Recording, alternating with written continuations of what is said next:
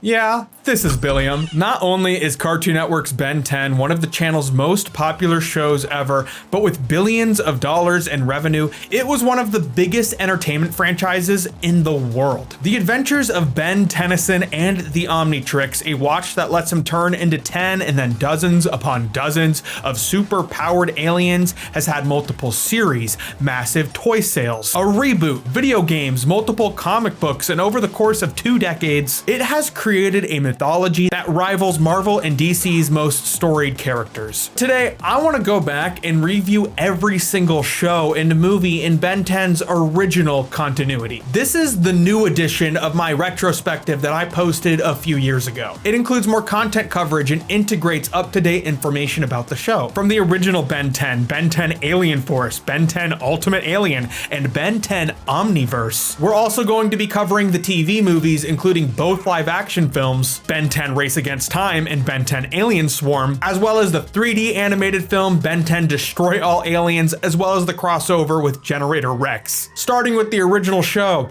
it's hero time. Ben 10 is an American cartoon originally airing on Cartoon Network in 2005. Ben 10 is 10, and in 2006, I was 10. Whoa, cool. The show is about Ben Tennyson, who's spending the summer on a cross-country road trip with his grandpa Max and his cousin Gwen. Ben witnesses something fall from space, only for it to be an alien-made device which permanently straps itself on Ben's wrist, giving him the power to genetically transform into 10 different super-powered aliens. All you do is press this button. Then when the ring pops up, just twist it until you see the guy you want to be. Slam it down and bam! You're one of 10 super cool alien dudes! Ben, Gwen, and Grandpa travel across the country while using Ben's powers to stop crime and evade a number of weird aliens and weird alien robots who aim to kill Ben and take the watch. Ben 10 is a show that really grew on me as it continued to go on. I didn't love it from the first episode, but by the time the finale aired, I was totally on the hype train. I liked Ben, Gwen, Grandpa, Forearms. I just thought it was cool, and that enthusiasm for the series continued on through while I watched the sequel series Ben 10 Alien Force, which I did follow through while it was airing until the end. But revisiting it, it's simply just a really fun and charming show with an engaging storyline that unfolds throughout its 51 episodes. So let's watch Ben 10 and appreciate it for the classic show it is. Ben 10, 1 part kid, 10 parts hero. Catch the brand new series Ben 10, only on Cartoon Network. Ben 10 was conceptualized and written by creative group Man of Action, an entertainment company founded by comic book writers Joe Casey, Joe Kelly, Duncan Rouleau, and Stephen T. Siegel. Man of Action specializes in writing action stories, with some of their creations including the comic Big Hero 6 from Marvel and the show Generator Rex, which was their follow-up to Ben 10. Man of Action's members met while working on various X-Men comics. So we were all then in the X office at the same time. All the writers would convene together in a sort of writer's room, and according to Joe Kelly, the core idea for Ben 10 came from an unused pitch for an X-Men character. It was originally called Force 10, and then it became, went through development, became Ben 10, etc., etc. Ben 10 made them a household name for boys' action cartoons as they pitched the show to Cartoon Network during a 20 ideas in 20 minutes super pitch. Every 60 seconds, we're going to pitch you a different show, and then we're just going to move along. You'll know when you hear it. During which Cartoon Network immediately latched on to the idea of a boy becoming 10 different superheroes. From 2002 to 2005, the series was developed and went through several iterations. Early concepts drawn by Stephen E. Gordon showed a young boy with a pretty standard looking wristwatch, which could turn into 10 different superheroes, but that idea was seen as being too close to DC's Dial H for Hero, which featured a rotary phone that allowed users to turn into any number of superheroes in a manner really similar to the Omnitrix. One idea saw Ben swapping places with himself from different universes with different abilities, and the watch developed this super convoluted name, the Mega-Deoxyribonuclei Transdimensional Transformable Numerator, abbreviated as the Mega What. Character designer and co-developer Dave Johnson credited writer Greg Johnson as pitching the idea of Ben turning into aliens, which was really the key ingredient to making Ben 10 what it is. The final concept gave the show this sort of friendly, grotesque element to it, as Ben's transformations have these organic quality to them. The lack of any pain makes it feel more like fantastical wish fulfillment, even though the visual styling is clearly that of body horror. While the members of Man of Action wrote a lot of the original Ben 10 and served as producers, according to Stephen T. Siegel, Cartoon Network did not yet trust their track record to showrun any of Ben 10's original incarnations. Ben 10 was their first animated show. So for the original series, showrunning showrunning responsibility largely fell on Greg Klein and Tom Pugsley, who had worked together on a lot of superhero and action cartoons. In the first episode, we meet Ben Tennyson. He's 10 years old and has the heart of a hero, but he's a little twerp, so he gets beat up instead. Damn, dude. Sucks that you can't, like, turn into some sort of big monster with 4 huge arms and beat the shit out of those 11-year-olds. Meanwhile, in space, the piece of technology at the center of an intergalactic conflict has been sent to Earth in an attempt to prevent it from falling into the hands of the evil Vilgax. A real comic book space warlord Thanos, but with a squid on his head type. He's the big bad guy, like 9 feet tall, but he gets a little f***ed up in episode 1. So Vilgax sends a series of bad guys to Earth, aliens and alien robots, to find the Omnitrix, which has been discovered by Ben in a crater, quickly learning that he can turn into any number of aliens. Check it out.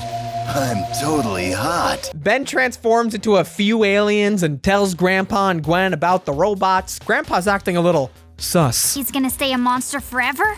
He's not a monster. He's an alien. Like maybe he knows what this is all about? I mean, look at him. In the English version, Ben is played by Tara Strong, who brings a gruff boyishness to the role, letting Ben's brattiness come off more like cartoonish antics rather than a deep-rooted behavioral issue. And it is a deep-rooted behavioral issue. I mean, it's not like I rescued a bunch of people from a burning building or anything like that. Superhero guilt? Pretty low. Gwen is played by Megan Smith, who matches Ben's attitude, yet with a more intelligent flair. Exactly what kind of plumber were you, Grandpa?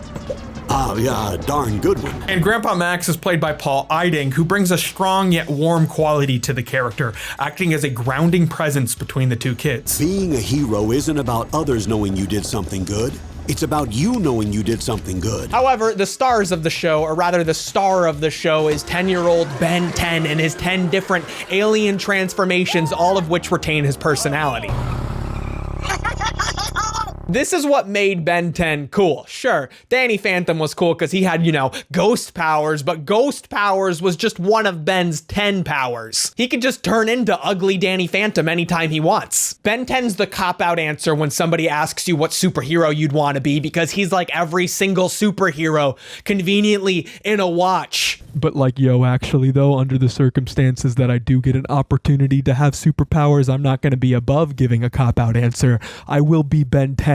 There's Heat Blast, Wild Mutt, the hulking forearms, Rip Jaws, Diamond Head, Ghost Freak, Upgrade, who can take over computers and machinery, Gray Matter, a big brain with a little frame, The Fly, with the power to spit goo, Stinkfly, and the super fast XLR8. Accelerate, I get it. The aliens in Ben 10 are just so cool, and it does so much world building right from the first episode. These aren't a bunch of random superheroes that Ben can turn into that are exclusive to him. These are alien species that exist somewhere out in space. Vilgax sends a bunch of bounty hunters to Earth to kill Ben and collect the watch, but one of them turns out to be a double agent working against Vilgax. You barely scratched the surface of its potential.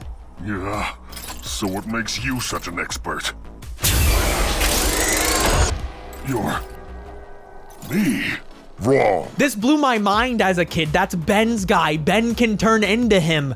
Neat. I like this detail in season 2. Ben is a child, so naturally some of his alien transformations look younger than other ones we see. Look at these older versions of Wild Mutt. Just horrendously disgusting. Please get that out of here. What are you doing?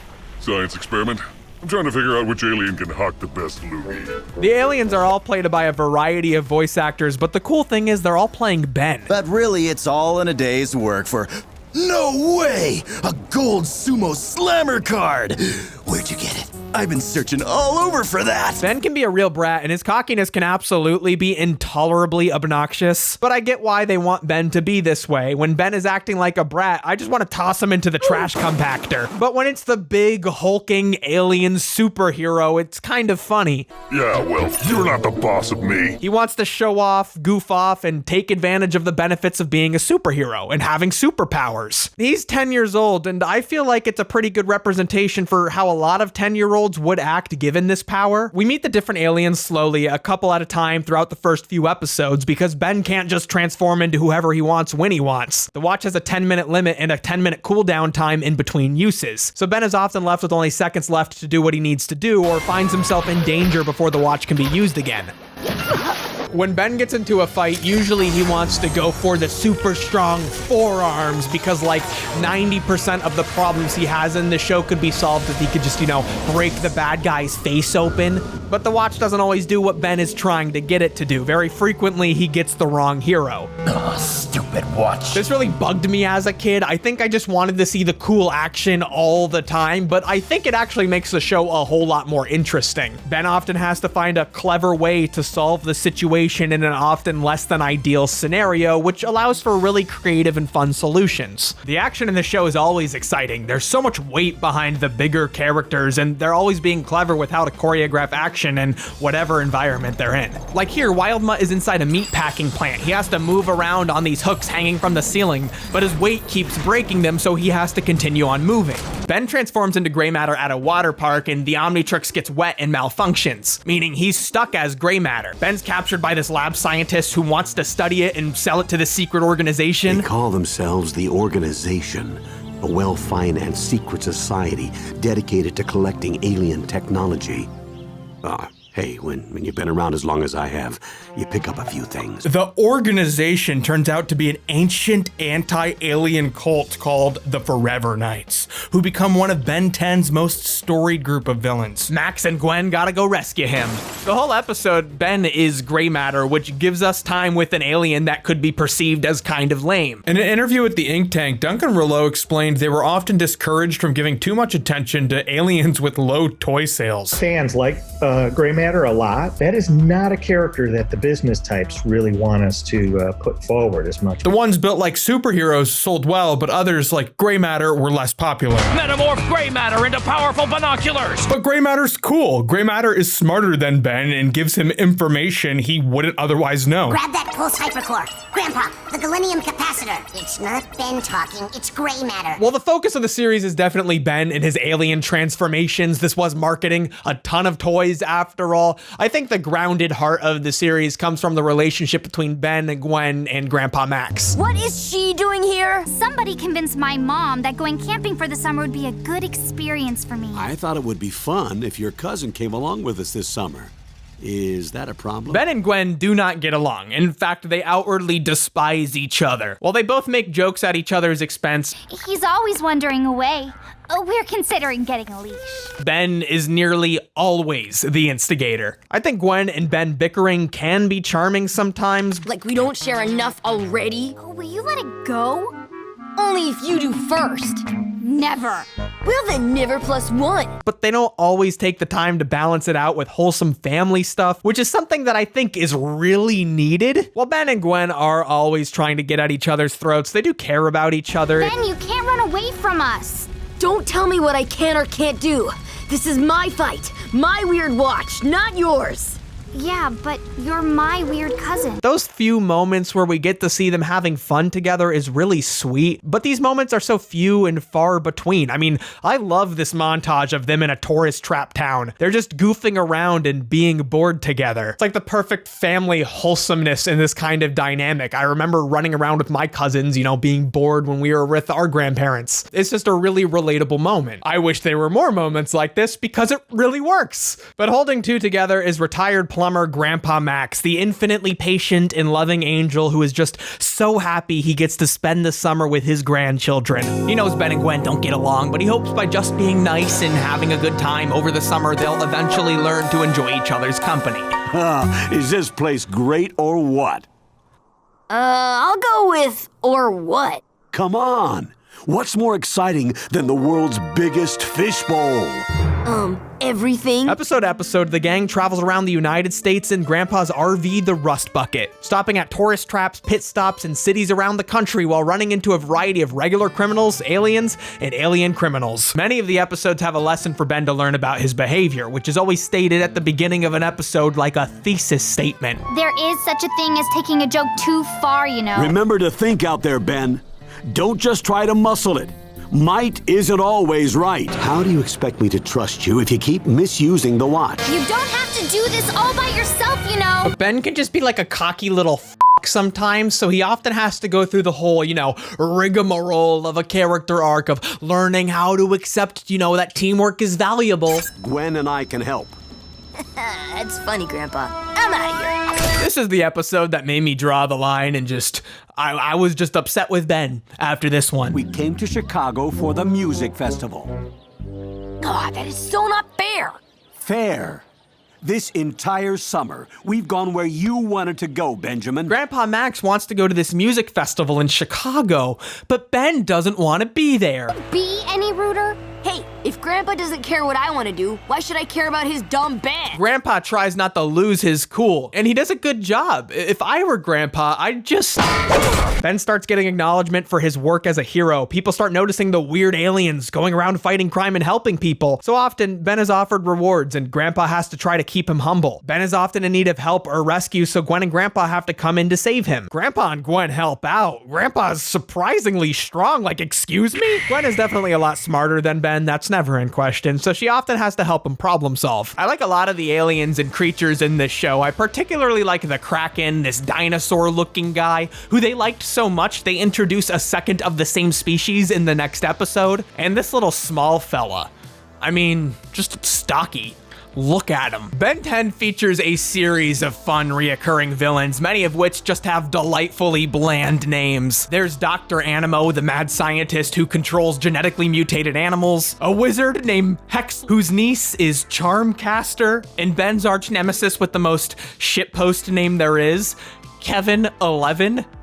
Dude's name is Kevin E. Levin. God, I hate anime. Kevin 11 is this bad kid Ben starts hanging out with while he's feeling rebellious one day. Gwen's just not having it today. We gotta go? Like now, Ben. Don't you mean you have to go? You're on your own. He has powers too. He can absorb and redistribute energy like electricity, but that also means he can absorb all 10 of Ben's powers. Wait, plus his own powers? That's 11. He has 11, but Kevin 11. But Schmelv 12, who has all 11 of Kevin's powers and a gun, can beat the shit out of both of them. Ben starts hanging with Kevin and they do some illegal things. Oh my God, he wants to steal a video game. They break into the warehouse to steal it, and oh my God, look at all this police presence. All for what? To protect corporate profit? Oh yeah, that all makes sense. When Kevin casually suggests he and Ben can redirect the train line to, crash and murder the dozens of people on it, Ben draws the line. Which, let's be clear, that's a real low bar for judging Ben as a good person. Grandpa is glad Ben chose to do the right thing, but not all is good. I'm sorry, Grandpa, for everything. I know you are. You're my grandson, and nothing will ever change that. But my trust is something you'll have to earn back. This is how the episode ends, and this always really stood out to me because I thought this would be a big turning point for Ben's character.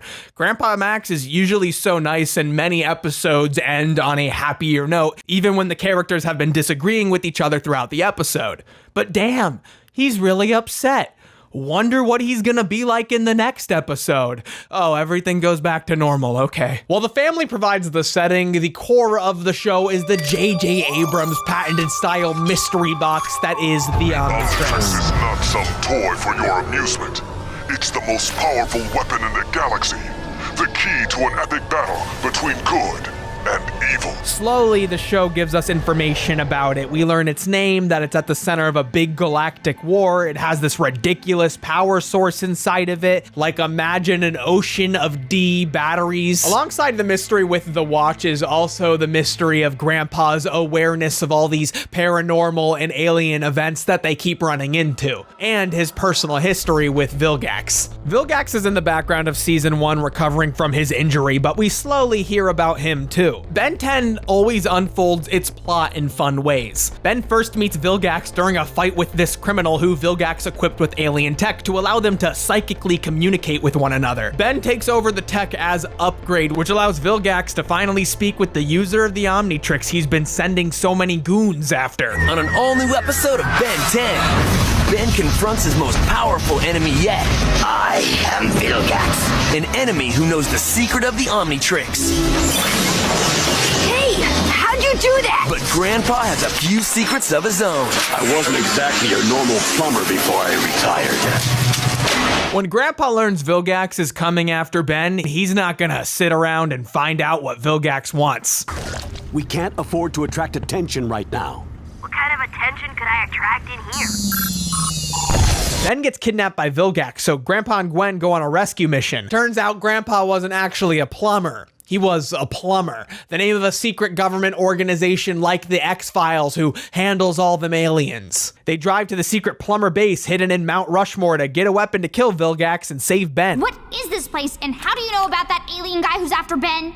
Well, it's kind of complicated, but let's just say I wasn't exactly your normal plumber before I retired. The plumbers are named for the White House plumbers, who were covert agents under President Richard Nixon. They were called plumbers because they were tasked with preventing leaks, and their actions led directly to the Watergate scandal. The plumbers' main HQ being in Mount Rushmore follows a kind of absurd Silver Age comic book sensibility. It feels retro and nostalgic. It's an attitude that really benefits the world of Ben 10. It also separates the difference between Ben and Max in the sense that Ben is a hero of now, and Max was kind of, a hero of a yesteryear, and the idea of putting it in a state park like that is something that you would have saw, in the 60s in the comic books. I love this shot. The fight with Vilgax takes a great turn as the Omnitrix malfunctions, sending Ben in a playlist shuffle of all of his aliens. He has to adapt and improvise as the fight goes on. As a kid, I distinctly remember the moment I fell in love with Ben 10. It always annoyed me as a kid and many other kids that Ben's Omnitrix had these limitations to them. He would always transform into the wrong alien, and the 10-minute wait time was frustrating. But the moment I started appreciating how this created tension is when Ben accidentally turns into Ripjaws on Mount Rushmore. The biggest, baddest villain he's ever faced is right in front of him, and he is suffocating. Vilgax truly is a threatening villain, and the fact that he would be so much more capable than Ben with the Omnitrix truly raised the stakes in my eyes. They drive the RV into the spaceship, rescue Ben, and blow up the spaceship, sending Vilgax into space. This ending is such a blast and so much fun. I can't help but to smile thinking about it, and I smiled too while watching it. You hold the key to a power struggle so ancient, so vast, it is beyond your feeble comprehension. While Season 1 does a lot to establish the world, Season 2 and beyond plays around a lot with expanding on what's established. They're always finding new and exciting ways for the Omnitrix to develop. Ben discovering a new alien is always cool. So what do you think he does? From Cannonbolt, Wildvine, the horror movie themed aliens, and the black and white quip-spitting, self-cloning alien played by Rob Paulson, Ditto. Well, maybe your fun's over, but my fun is just starting. It's also such a treat to see how Ben will learn and use the new alien. Kevin returns and becomes this hideous, mutated version of all of Ben's aliens. Throughout Season 2, Ben keeps messing with the Omnitrix, and in the season finale, he ends up overriding the 10-minute restrictions put in place, unlocking Omnitrix God Mode. But he ends up resetting everything when he lets Vilgax and Kevin have the Omnitrix in exchange for Gwen's life. Something Ben doesn't have to think twice about, but of course they get the Omnitrix back pretty quickly. Ben isn't able to definitively beat Vilgax and Kevin 11, but he is able to trap them in the null void, this pocket dimension, where they won't be able to get out for a long time. Ben was definitely OP in this episode, but in the next episode, the Season 3 premiere, we get to see Ben's full potential. It's Grandpa's 60th birthday, but Ben and Gwen are brought into the future by future Gwen, who has brought them there to help future Ben. Ben 10,000. Yeah, but how are you gonna beat Kevin 11 million? You ever thought of that? Turns out, Ben is a jerk in the future. It's Grandpa's 80th birthday, and Ben doesn't want to go hang out with him? God, it looks like Ben never changes. Ever. Future Gwen is like, Ben, can you help your future Ben not be a jerk? But she just sort of forgot that this Ben was a jerk too. I am such a jerk! But he's a jerk and he laughs and has fun about it. So future Ben realizes the errors of his way and goes to see Grandpa and also gives them a box to give to their grandpa. Oh, here, take this. What is it? Something I should have gotten Grandpa 20 years ago. I mean, we got you a cake. Happy birthday, Grandpa. Oh my God, it's a cake for his birthday. I'm gonna cry. But I think the coolest Omnitrix development is when Ghost Freak breaks out. Early on, Ben makes comments about feeling weird when being Ghost Freak. And in this episode, the alien actually breaks out of the watch and Ben can no longer turn into him. I was never you.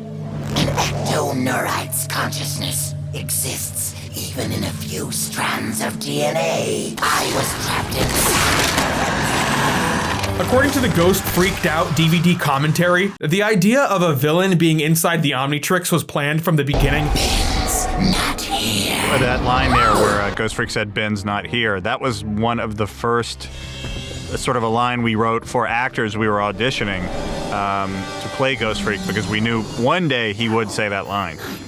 And we finally got to use it in this episode. Which is a great lean into the show's underlying monster movie quality. Season 3's overarching narrative features the gang coming across multiple aliens inspired by classic Universal monsters. The episode Ben Wolf features Grandpa Max's former plumber colleague mistaking a wolf alien for a Navajo legend. Ben meets his granddaughter Kai Green, who Ben has a crush on, and she has a crush on his new werewolf transformation. This episode is fun because instead of turning into an alien all at once, Ben sort of goes through a metamorphosis, slowly turning into the monster. When Kai tells Ben she likes his werewolf transformation better, I figured I could train you, tame you. Gwen tells Kai off in a satisfying way. You can't talk to my cousin like that. Thanks. Only I can talk to my cousin like that. Showing us that Ben and Gwen do have each other's backs. Throughout these episodes, Ben finds out he can unlock new aliens simply by letting them touch the Omnitrix. Ben is sort of the perfect superhero for the Pokemon generation as he collects monsters. The werewolf was collecting machinery, a storyline which continues throughout the season. They meet a mummy alien under similar circumstances, and then in the two-part finale, Dr. Victor, this guy pretending to be a NASA scientist, is revealed to be this Frankenstein monster-styled alien with purple lightning powers. The three work together to block out the sun to bring Ghost Freak back to life. It's a monster brawl that climaxes with a rocket ship being shot out into space. Ben uses his new monstrous transformations to beat Ghost Freak in an exciting season finale with great Halloween theming. Team? Many of the lessons Ben learns about his behavior start to repeat themselves, meaning he's not really growing as a character. Can I have a piece of that? Sorry, chocolate's for superheroes only. More like super jerks only. Of course there's validity in using a main character's behavior to teach a lesson, but I think it's frustrating in Ben 10 because Ben 10 has a lot of serialized storytelling, and it's kind of frustrating to watch the story progress. Meanwhile, Ben stagnates in his growth. The lesson with Ben thinking he's the only useful one gets particularly annoying when Grandpa starts gearing up with the plumber gear again, and as Gwen continues to learn magic. In this superhero world, Ben is no longer the only one with abilities. In season 1, Gwen gets a lucky charm from Hex, and she turns into a superhero called Lucky Girl. She gives up her powers, which is really kind of lame because there's no reason why she should. But later she finds a spell book and starts experimenting with magic, giving her more exciting things to do in the action sequences. Well, here goes nothing. Which I like quite a bit.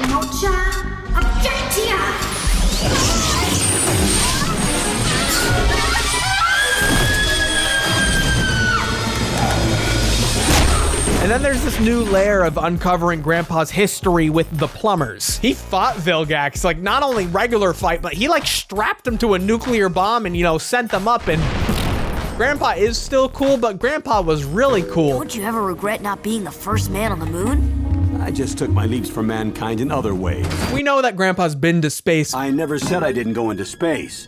I said I never went into space with NASA. But what does he mean here by taking other leaps for mankind? You know the alien that landed in Roswell? Well, Grandpa, he f***ed that alien. But we'll always have Roswell. that is what he means. In the meantime, you'll be our guest. We'll use the time to catch up. So you guys don't mind cleaning up, do you? Damn. He's still got it. Xylene here was the one piloting the ship that sent the Omnitrix to Earth. She reveals the Omnitrix wasn't for Ben at all, but rather she sent it to Grandpa Max as a measure of last resort. I got the watch by mistake? Something which makes Ben feel like he's unworthy of its power. But by learning to trust his allies, Grandpa, Gwen, and by extension Xylene, Ben continues to prove himself worthy. Take good care of that, Ben. Better set your watch. You don't want to miss Ben 10, Secret of the Omnitrix, a Cartoon Network original movie. World premiere, Friday night. Although it wasn't technically the last episode to air, the series has a finale TV movie, Ben 10, The Secret of the Omnitrix, a 4-episode length adventure through space as Ben and Gwen accompany Tetrax, the crystal dude from before, across the galaxy to find Azimuth, the rumored inventor of the Omnitrix, to prevent the Omnitrix's universe-ending self-destruct sequence that Ben accidentally activated. Surrender the Omnitrix, and your deaths will be swift. Except, of course, for the Tennyson boy. Not while I'm in charge. It's hero time! Secret of the Omnitrix opens with the sequence where Ben takes on Dr. Animo. When the movie premiered, Ben was Heat Blast, but other times you'd get flashbanged with a different alien. Sometimes it was Accelerate, and other times it was Eye Guy. Who the fuck is that? Wow, that's an eyeful. Well, he was actually advertised as being a brand new alien. His eye stretches from his chest. It's up. Of course, I missed all of the promos that advertised this as the alternate alien version. Now it's time for Ben 10, Secret of the Omnitrix, alternate alien version. The film had 3 different openings. Got Heat Blast in action. Now catch a special alternate alien version. Did you hear that? It's the alternate alien version. Ben 10, Secret of the Omnitrix, alternate alien version. The alternate alien version. You never before seen alien. Well, the Secret of the Omnitrix DVD only had the Heat Blast version of the opening. The season 4 DVD included all 3 versions of Secret of the Omnitrix. But obviously the opening does not affect how the rest of the movie plays out. Meanwhile, they're being chased by Vilgax, who wants the Omnitrix because he never stopped wanting it from the last time we saw him. It sort of feels like they were waiting for the finale to have Ben's character grow. He definitely needs to accept that Gwen is someone he cares about and brings value to his life and as a teammate. Ben thinks Gwen dies and realizes he actually needs her, but then she doesn't die. So hopefully this time that lesson will stick for Ben finally, but I don't have faith in him because this is the 10th time he's learned this lesson. This isn't even the first time he thought somebody died. Grandpa turned into this hideous slug monster. They think this is it. They think their grandpa's just a slug now. He's dead for all Ben knows. There's no bringing Grandpa back from this. I also think they focus on the wrong part of Ben's character for the finale. Tetrax thinks Ben is only being a hero for the thrill of it and not because he actually wants to help people. We see at the beginning of the series that Ben does want to help people even without the watch. And we see Ben is willing to give up the watch without a second thought to save Gwen. So to me, this character arc really only reads as Ben feeling the need to prove himself to Tetrax, who was like dunking on Ben when they first met earlier. I am a noble warrior.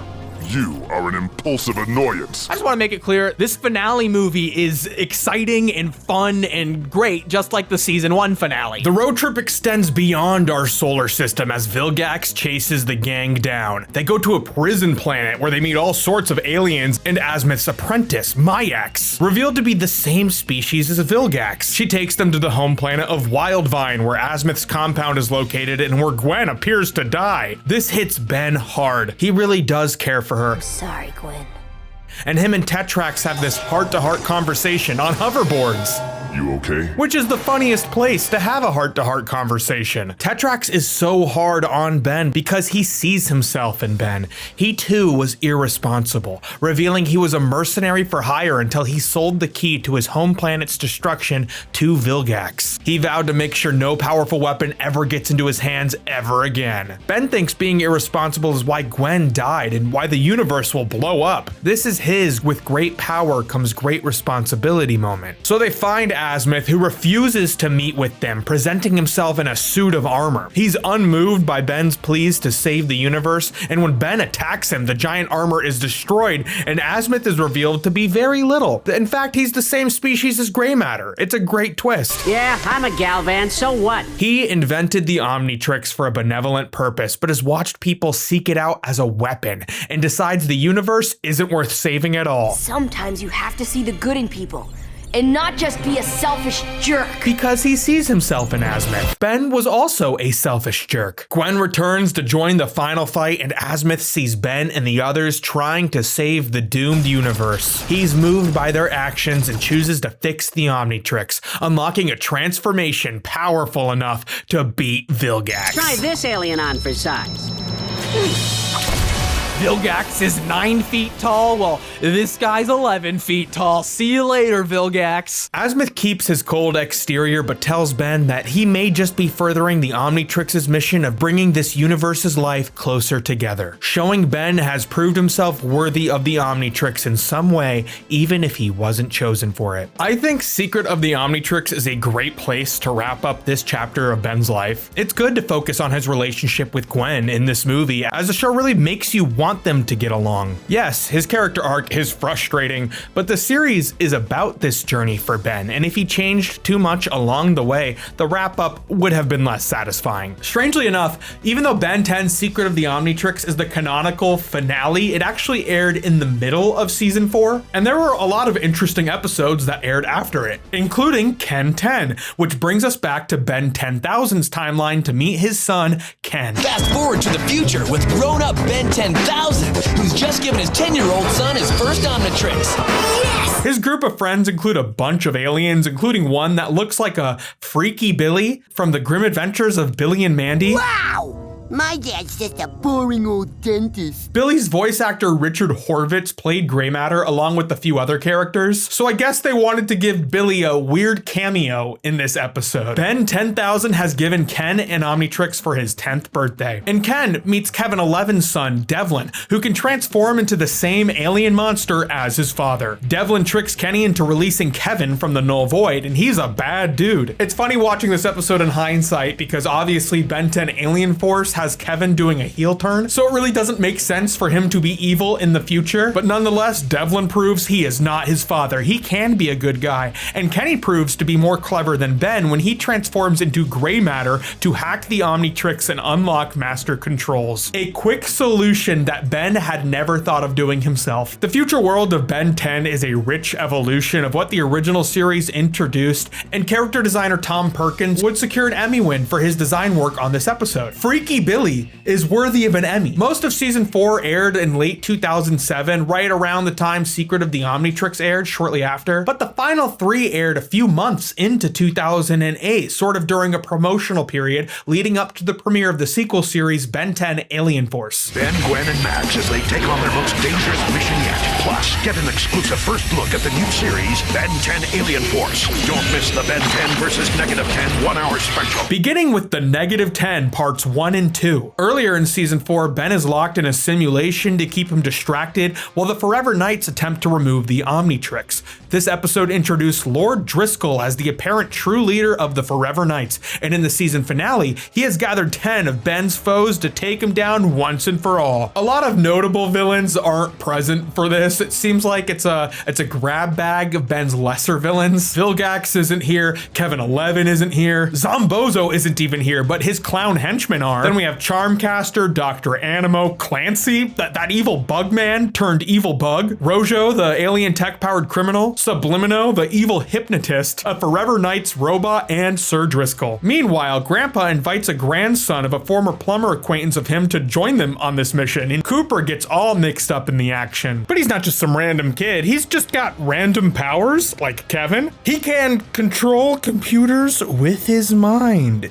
Okay. The Negative 10 are stealing from former plumber bases, which helps Grandpa to figure out that Driscoll is in fact an ex-plumber. Driscoll plans to steal the sub-energy, an alien-powered source of energy more powerful than nuclear energy. But Ben saves the day by turning into Upchuck and eating it. Honestly, I think this episode airing after Secret of the Omnitrix hurt it so much. After Ben's final fight with Vilgax, it's just underwhelming. But it is interesting to see that Ben has Eye Guy in this episode. So he already knows who Eye Guy is. It's not even, there's never a point where Ben unlocks Eye Guy. Eye Guy is just always there. Maybe Ben had 11 aliens to begin with, but he just didn't fuck with Eye Guy. What the fuck is up with Eye Guy? The last season 4 episode is Goodbye and Good Riddance, which is presented as a what-if ending to the original series, similar to the episode Gwen 10. It aired as a part of Ben 10 Week. Alien Force is coming to Cartoon Network. To get you ready, we're presenting Ben 10 Week. Leading into the premiere of Alien Force. Tuesday, Ben 10, the Lost episode. This episode was marketed as a Lost episode and came out just a few days before the sequel started. I think this is an interesting choice because it so clearly contradicts the beginning of Ben 10 Alien Force, in which Ben still has a secret identity. You know, it is a what-if episode. It's not canon. At the end of the summer, Ben went back home to his parents. Grandpa and his dad seem to have a little tension between them, and Ben wants so badly to tell his classmates that he's all of the alien superheroes they were reading about all summer. Grandpa relates to Ben having struggles keeping a secret, as that's clearly strained his relationship to his family, his son, Ben's father. However, even though the summer is over, life is still exciting as Vilgax sends drones to attack Ben at school and kidnaps Ben's father. Together, the whole Tennyson clan teams up to take down Vilgax, revealing their secrets to Ben's father, who now feels like he can reconnect with Grandpa. Publicly revealed, even Ben's teacher calls on him for help when trouble is brewing. On one hand, I feel like if Ben 10 did not continue, this would have been a fine finale for the show. I do think it was always conceptualized as a what-if story. I don't think they changed that when Alien Force came into production. I've found no evidence of that. I do like the message that going back to school can be just as exciting as summer vacation. That being said, I do think it's kind of a boring premise for a what-if story. Like, we got Ben 10,000. Why didn't we get what if Schmelv 12 million? But this isn't where Ben 10 ends. This weekend, don't miss the Ben 10 movie Race Against Time, only on Cartoon Network. I feel like there was no bigger event in kids' TV than the TV movie. The build-up and payoff to a Disney Channel original movie or a movie on Cartoon Network or Nickelodeon was very intense. Whether it was High School Musical 2 or Fairly Odd Parents Channel Chasers, they made this stuff an event, and when they would re-air it, it would also be an event. Sort of like, you know, the channel programming directors rolling out a cart and putting a movie on for us so we shut up for 2 hours. However, one TV movie that I never watched as a kid, despite really liking the show it was based on, was Ben 10 Race Against Time. Ben Tennyson has never been normal. And in his hometown, that can be a problem. The original Ben 10 was a really fun show that actually aired its canonical finale a few months before the airing of this movie at the end of the summer in 2007. This aired a few months later in the fall and is actually a sequel, taking place at the end of the summer when Ben has to go back to school, transitioning from living an exciting life, being a superhero on a road trip, and being at the center of this intergalactic conflict to, you know, being just some regular dweeb at school. It really is something that the whole family can watch together, and the older people won't be like, oh my gosh, it's like, this is like a little kid's show. It's pretty cool, actually. So I'm pretty excited. You see, I did think Ben 10 was a show for little kids, and I was sort of embarrassed that I liked it as much as I did. When I thought of a Ben 10 live action movie, I wanted to see something that justified to all the people I thought would make fun of me for liking the show that Ben 10 was really cool. But despite the promise from Mr. Live Action Ben 10 himself here, this movie really just leaned into what Ben 10 already was, just a, you know, fun thing for kids. And looking back on it, I actually think that makes it better than I was expecting it to be. So let's look at Ben 10 Race Against Time, because it's actually a pretty faithful adaptation of the show, and because you guys just gotta see some of this shit. Ben 10 Race Against Time originally aired in November of 2007, and like many other kids' TV movies from the time, this absolutely was an event. The film was directed by notable Bill and Smosh the Movie director Alex Winter on a budget of roughly $5 million. Winter really wanted this movie to be something families could watch and enjoy together, so he wanted to lean stylistically in the direction of the X-Men franchise, but while also maintaining the original fun spirit of the show. Film opens in Ben's hometown of the Warner Brothers studio lot. No Marty McFly or Gilmore Girls here, but there is a hooded figure messing stuff up in the town square. Dude, what's with all the noise? So here he comes, Ben 10 live action 2007 HQ official, baby, in the flesh, the CGI flesh. People are trying to sleep, guy. Couldn't you wait until tomorrow to go on a rampage? People are trying to sleep, guy. Couldn't you wait till tomorrow to go on a rampage? This opening scene definitely was not giving me good vibes before the movie started. Heat Blast is not super energetic or charismatically animated here, and the villain not responding to the conversation makes it super awkward. Oh, so this is gonna be that kind of movie. Okay. Damn, Benjamin, that's a pretty cool move, but I think it'd be a little quicker just to, you know, walk on over, buddy. So the cops arrive, but all the minions come out, and oh my god, Ben just sits there and lets them get their ass kicked. Oh my god, it's the gazebo from Gilmore Girls. But now it's Ben's turn to kick ass.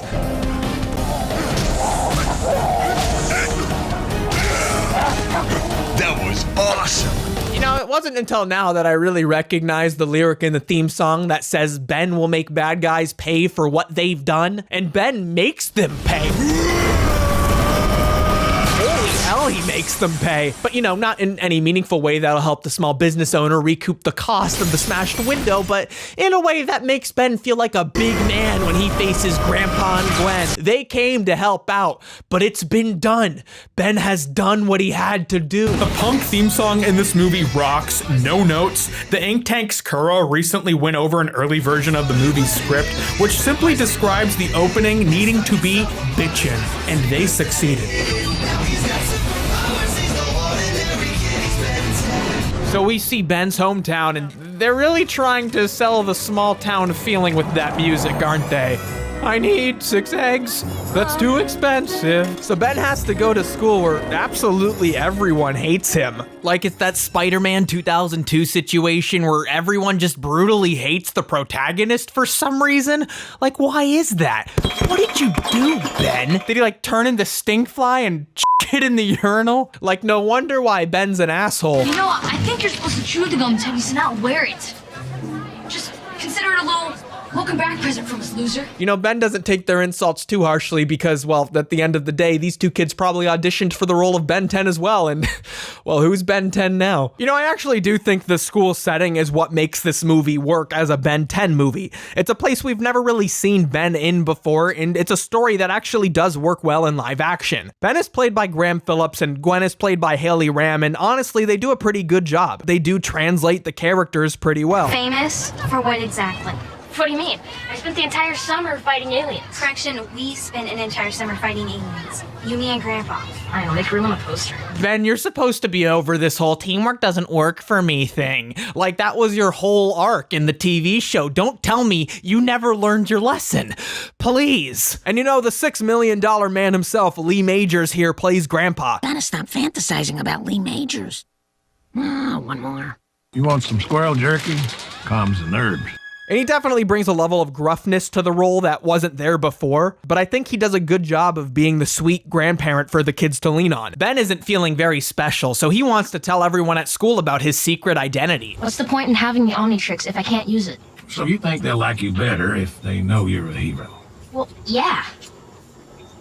Yeah, you might be right. I think this line delivery in particular is what made me like this performance. Of course, these aren't one-to-one translations. I mean, Ben and Gwen are played by grown adults in the show. Ben doesn't like school, and his parents don't like that Ben is such a dweeb. Like, just get some more friends, bro. It's not that hard. You a fucking nerd or what? So Ben resorts to the only friend he has, his cousin Gwen, who now goes to school with him. So Ben and Gwen decide to join the talent show to make Ben's parents happy. He goes to the diner, and the waitress is super nice to him, like they're friends, but then one by one, all of Ben's class rolls in to, just roast him. You piece of shit! So Ben is going to get revenge on the bullies by transforming into forearms and I guess beating them to death. What was his plan here? Hopefully Ben has more mercy on these bullies than the dude from before. But fortunately for the lives of the other children, the Omnitrix glitches out and Ben turns into a much less lethal alien. Let's just frame by frame analysis of this transformation real quick. Wow. Yep.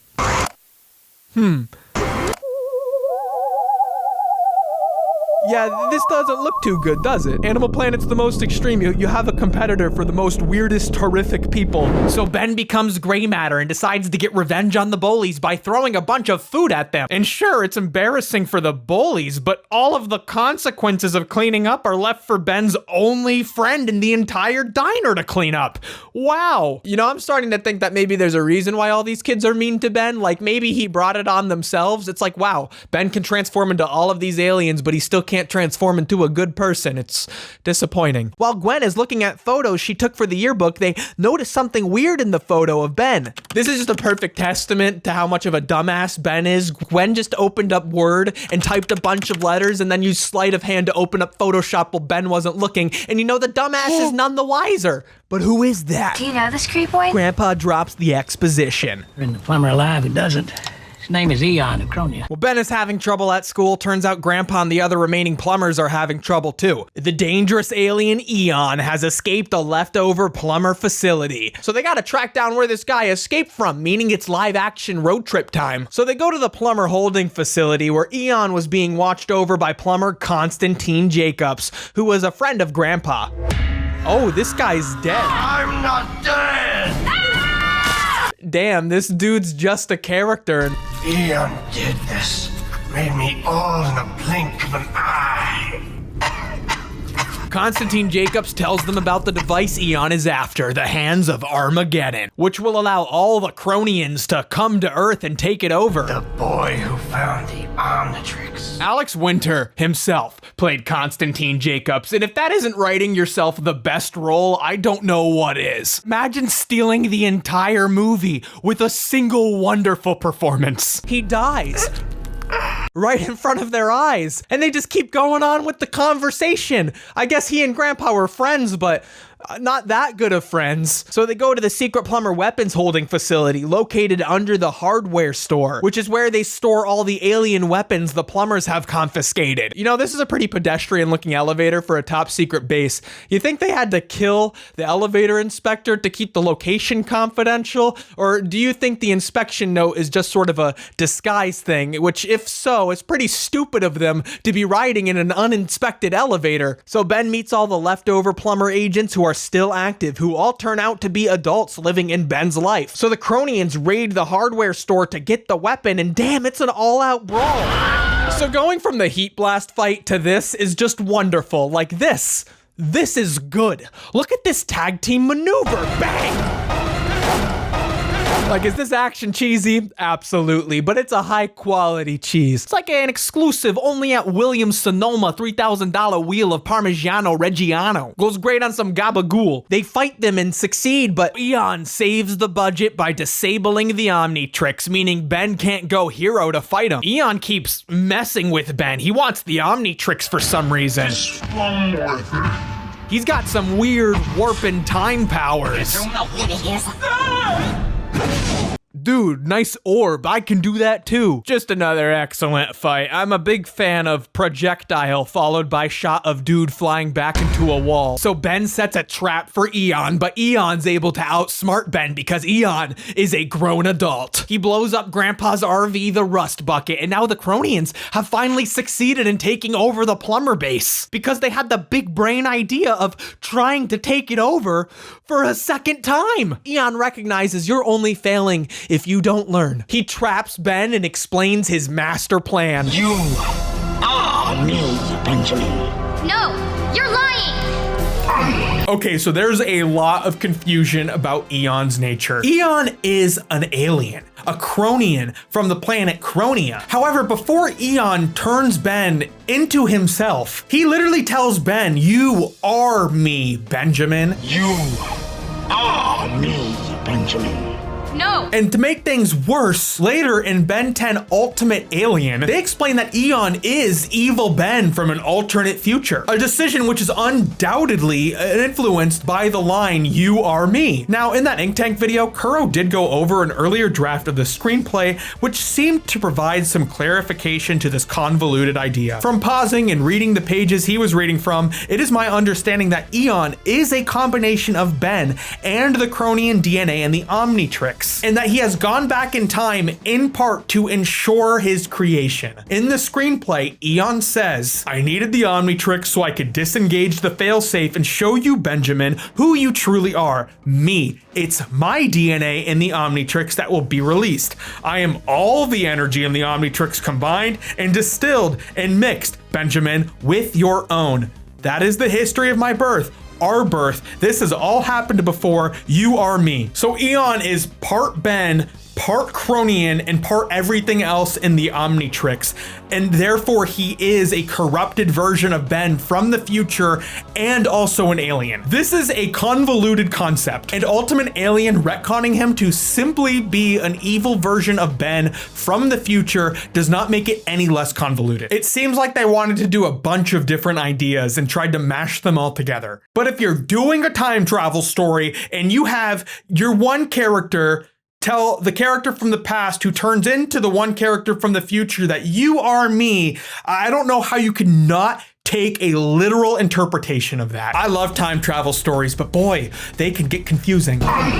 Monkey. So then he puts his other Ben DNA into the Omnitrix and Ben turns into older Ben, but then Eon leaves because there can only be one older Ben, and Ben is evil. He's gonna open the hands of Armageddon. He's becoming Eon, and he's gonna bring all of evil Ben's homies from across the galaxy to Earth to take it over. But you know, Gwen's able to talk him down from it. So Ben unlocks his cool new transformation, Eon. You know, let's just real quick, top 5 Ben 10 alien transformations, let's go. Number 5, Heat Blast. Number 4, Gray Matter. Number 3, Upchuck.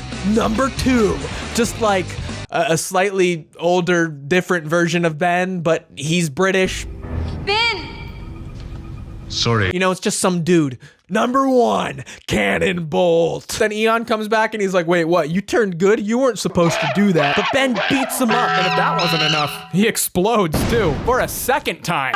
So Grandpa gets this crazy idea of stopping the hands of Armageddon by sticking some wire into it. Like, you know, a kid sticking a fork into the electrical outlet. Grandpa's gonna die. So they get the big brain idea of telling Grandpa to stop sticking the fork in the electrical outlet so he doesn't die. Go figure. The machine shuts down and they save the day. But oh no, it's the night of the talent show, but Gwen and Ben make it and they have just enough time to use Ben's transformation to cheat. Oh, thank God, my kid's not a fucking loser. Jesus, I was getting worried there for a second. Ben and Gwen get second place, but that's okay, because the real prize for Ben was getting to transform into an older version of himself so he can sneak into bars. What's exciting about doing a Ben 10 movie for me is, first of all, I've got a 9-year-old son and him and all of his friends are totally obsessed with the show.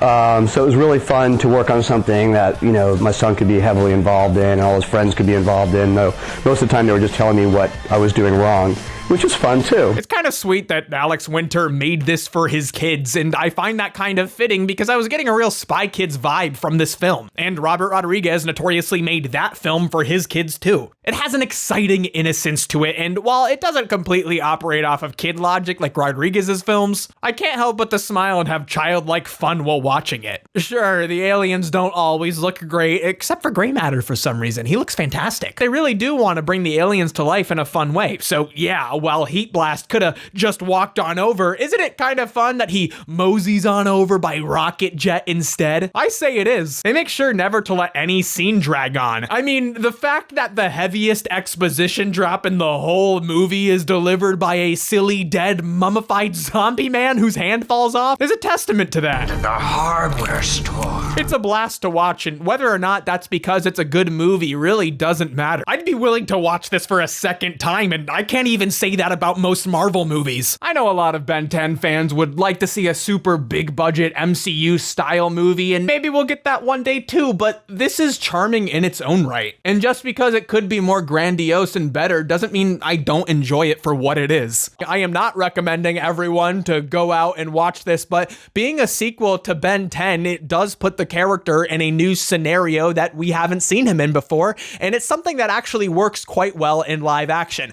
Fortunately, the actors do a good enough job for me to accept this as part of Ben 10's world. So sure, while it's not the big budget, really cool live action Ben 10 movie I wanted as a kid, it was a piece of Ben 10 that I just never got to experience as a kid because I was stupid and stubborn. But while I liked Ben 10 a lot growing up, I really started getting into it more with its sequel series. With its inferior theme song. Like, why did you get rid of the lyrics? The original theme song was such a little funky, like, great little jam. This is just like boring. Yes, I know this theme is an orchestral rendition of the Ben 10 theme. I just missed the funky bass line. I loved that funky bass line.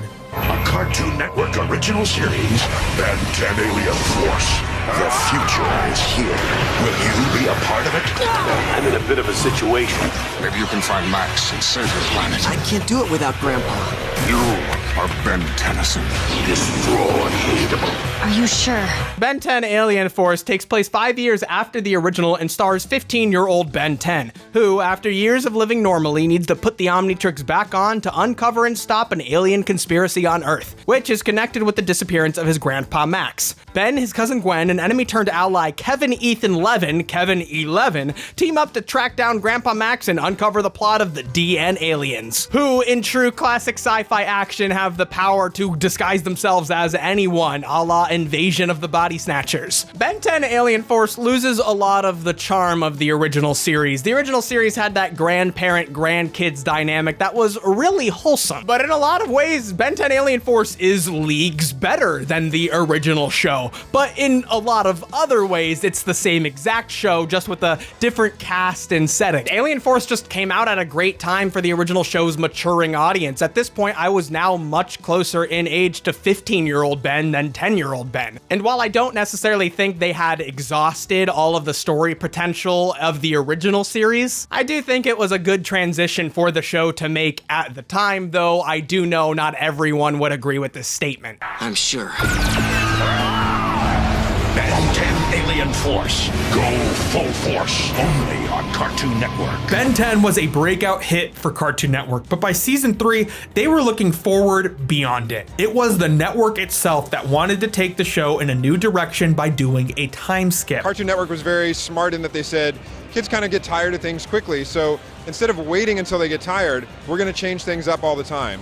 The first time the big jump happened, I think people were shocked. They're like, he's how old? What happened? After Cartoon Network took some time to develop the idea, Dwayne McDuffie and Glenn Murakami were brought into the show to run it. Both veterans of comic book shows, Murakami had created Batman Beyond, and McDuffie had created the character Static alongside the cartoon Static Shock, originally published by his comic book company Milestone Media, created as a coalition of African-American comic book artists and writers in 1993. Before they were brought on, Ben 10 Alien Force was pitched as Ben 10 Hero Generation, which would see Ben, Gwen, and Kevin meeting and training a new group of half-alien heroes to be a successor to Ben. In McDuffie's pitch Bible, these characters are nicknamed Ben's 10. Particularly in its first story arc, Ben 10 Alien Force has a darker aesthetic, often taking place at night. When discussing the style, the production team has retroactively called their pitch similar to what Stranger Things would become. Ben 10 is a little bit of a throwback show. It's like a 70s show. It's kids hanging out at, like, you know, the Dairy Queen in a muscle car, Right. you know, in a cornfield. Aliens and stuff, but more Close Encounters, Yeah. Twilight Zone That kind of Stranger Things type. Yeah, that's what's funny, because I sort of feel like at the time when I was trying to describe the tone of what I wanted for Ben 10, I don't think anyone kind of got it. And then after watching Stranger Things, it's like, oh, that's what I wanted more of. but I didn't know how to articulate it to people. The pitch Bible emphasized it's more mystery than action. It's the X-Files, not X-Men. It's Scooby-Doo, but the monsters are real. At the beginning, Cartoon Network was on board for this darker, scarier aesthetic. A lot of the early Alien designs for Alien Force reflected the scarier tone, but Network Notes always wanted to appeal to toy sales, and they were always pushed to design more heroic, humanoid designs. Humongosaur! Ben 10 Ultimate Omnitrix with figure. Others sold separately. Bandai! And while the first season absolutely reflects this darker idea for Ben 10, which was very popular, international audiences always wanted the more fun, campy, childlike wonder from the original series, which is why later seasons of Alien Force have a lighter tone. This is the worst show I've ever seen. This isn't the best one to start with. It's not Sumo Slammer's classic. It's Sumo Slammer's Hero Generation. Yeah, I don't really care. Anyway, there's only 5 more of these before they cycle back to the original show. In the first episode, Ben and Gwen discover Grandpa has gone off to investigate an alien conspiracy being enacted by these creepy aliens. They're up to something. Instructed by a cryptic message left by Grandpa Max, Ben digs up the Omnitrix, which he hasn't worn for 5 years, and meets up with Gwen. The two are confronted by Magister Labrid, a member of the Plumbers, an intergalactic police force Grandpa used to be a part of. Labrid's the only plumber who believes Grandpa Max was on to something, and together the three of them investigate a tip of an illegal dealing in alien weaponry happening between a criminal organization and Kevin Levin, who has been making a name for himself in the alien criminal underworld. The group he's dealing to, the Forever Knights, leave before Kevin can get his money, so the 4 of them briefly team up to track down the buyers. Gwen uses her powers to track down where Kevin originally got the weapons from, and they discover a secret alien base where they're building something which can only be assumed to be no good. They successfully destroy the base, but we learn that this is just one of many hideouts of the DN aliens, who are secretly collecting alien technology to build something which can only be described as nefarious. Magister Labrid dies in combat and gives Kevin his plumber's badge, which seems to mean a lot to him. Kevin agrees to join the team Ben is building at the request of Grandpa Max for the impending trouble. Ben 10 is back. With 3 original characters being aged up, Ben, Gwen, and Kevin were all recast, with Yuri Lowenthal's Ben having a softer, more sincere tone, along with Ashley Johnson's version of Gwen. Greg Sipes as Kevin kept the snarky attitude perfectly, but once again humanized the character and made him feel more three-dimensional. 10-year-old Ben and Gwen were always bickering, mostly because Ben would stir up trouble, but they were balanced by the sweet and patient Grandpa Max. But with the main cast being made up of all teenagers, the dynamics are a lot different, but they play off of each other so well. Like, I love these 3 in Alien Force for different reasons that I love these 3 in the original Ben 10. A few years older now, Ben still has confidence, but he's a little more unsure of himself because Grandpa Max, his mentor, is not around. And save your planet. I can't do it without Grandpa.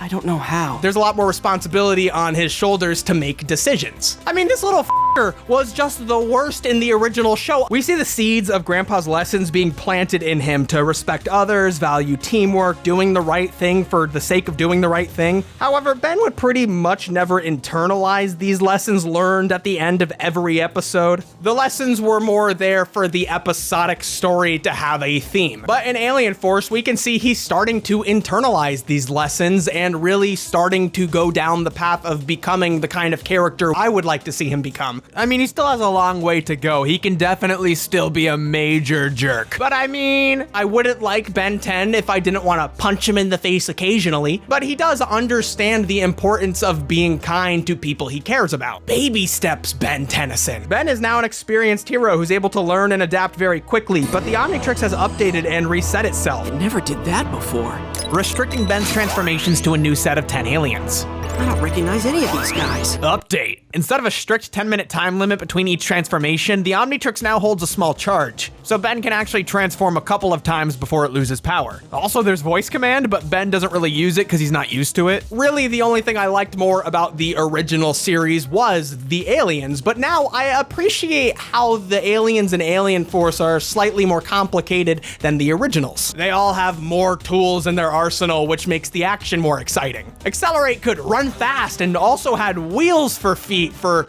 more speed. But now his fast alien is Jet Ray, a manta ray kind of thing who also flies and shoots lasers. A lot of the newer aliens sort of fit the archetypal roles of the alien transformations in the original series, so they're familiar but also really fresh at the same time. Take Swamp Fire, who can shoot fire like Heat Blast, but is also made of plant material like Wild Vine. Swamp Fire gets up and brutalized in all sorts of crazy ways.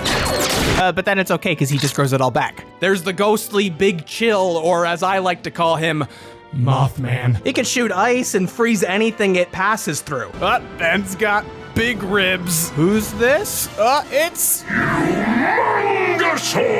It's Humongosaur, who can shrink and grow to different sizes. Brainstorm, a hyper-intelligent robot crab who can shock people. There's Spider Monkey, a monkey with multiple arms who can shoot webs from his, like, you know, what I can assume is a bright red baboon ass. There's Echo Echo, who can like multiply himself and scream loudly.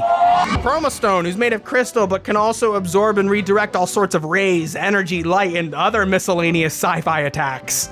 And then there's Alien X, a curious creature whose powers may only be described as actually God.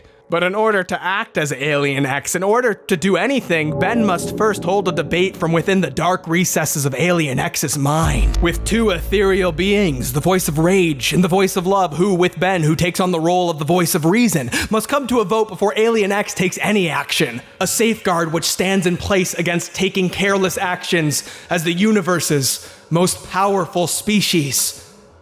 And Goop. We like Goop here. He's like controlled by this little UFO. It's a goo controller. Despite the darker, dare I say, scarier tone, I find it interesting that Ben's transformation is less inspired by body horror this time around, leaning into like this cute magical girl style of transformation. Not that Ben 10 doesn't deserve a cute magical girl transformation. Gwen is often more cool-headed than Ben. She has gotten more proficient in her magic usage over the years and is both an accomplished gymnast and martial artist. Gwen is definitely the most intelligent one on the team, and her magic allows them to track down the owner of anything they come in contact with, which comes in handy for their investigative work. She goes to a prep school, a different school than Ben, and she's definitely the most intelligent one on the team and brings a level of caring and understanding to the personal stakes of their mission in relation to who they're helping, which is something often missed by both Ben and Kevin. And while Kevin is still really sharp around the edges, it's Gwen's kindness that ultimately motivates Kevin to join up with them, amongst other things. You're going to tell me where they are. Kevin, people could be hurt.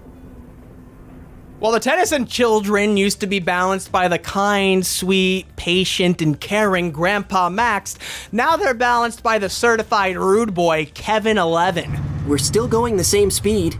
It's called the speed limit. Fast as we're going tonight. My mom's going to kill me if I'm late getting home again. Huh. If she grounds you, it'll be just me and Gwen. Tough break. But actually, Kevin is the best character in Ben 10 Alien Force, and he's an essential balance to these newer versions of Ben and Gwen. Kevin was like a really unlikable character in the original show. Like Ben, he also had powers, but unlike Ben, he had no mentor figure like Grandpa Max. So initially, he sort of acts as a bad influence for Ben to show how Ben could use his powers for evil. He has the power to absorb energy and matter, like he'll touch stone or metal and get an outer coat of the material, but he needs a lot of it to use it, so there are some limitations. In Ben 10, the original series, Kevin's powers are overloaded by the Omnitrix, and Kevin mutates into this horrific combination of all of Ben's transformations. From there, he's just a whiny sad boy who's self-conscious and thinks everyone hates him for being a freak. He's half right.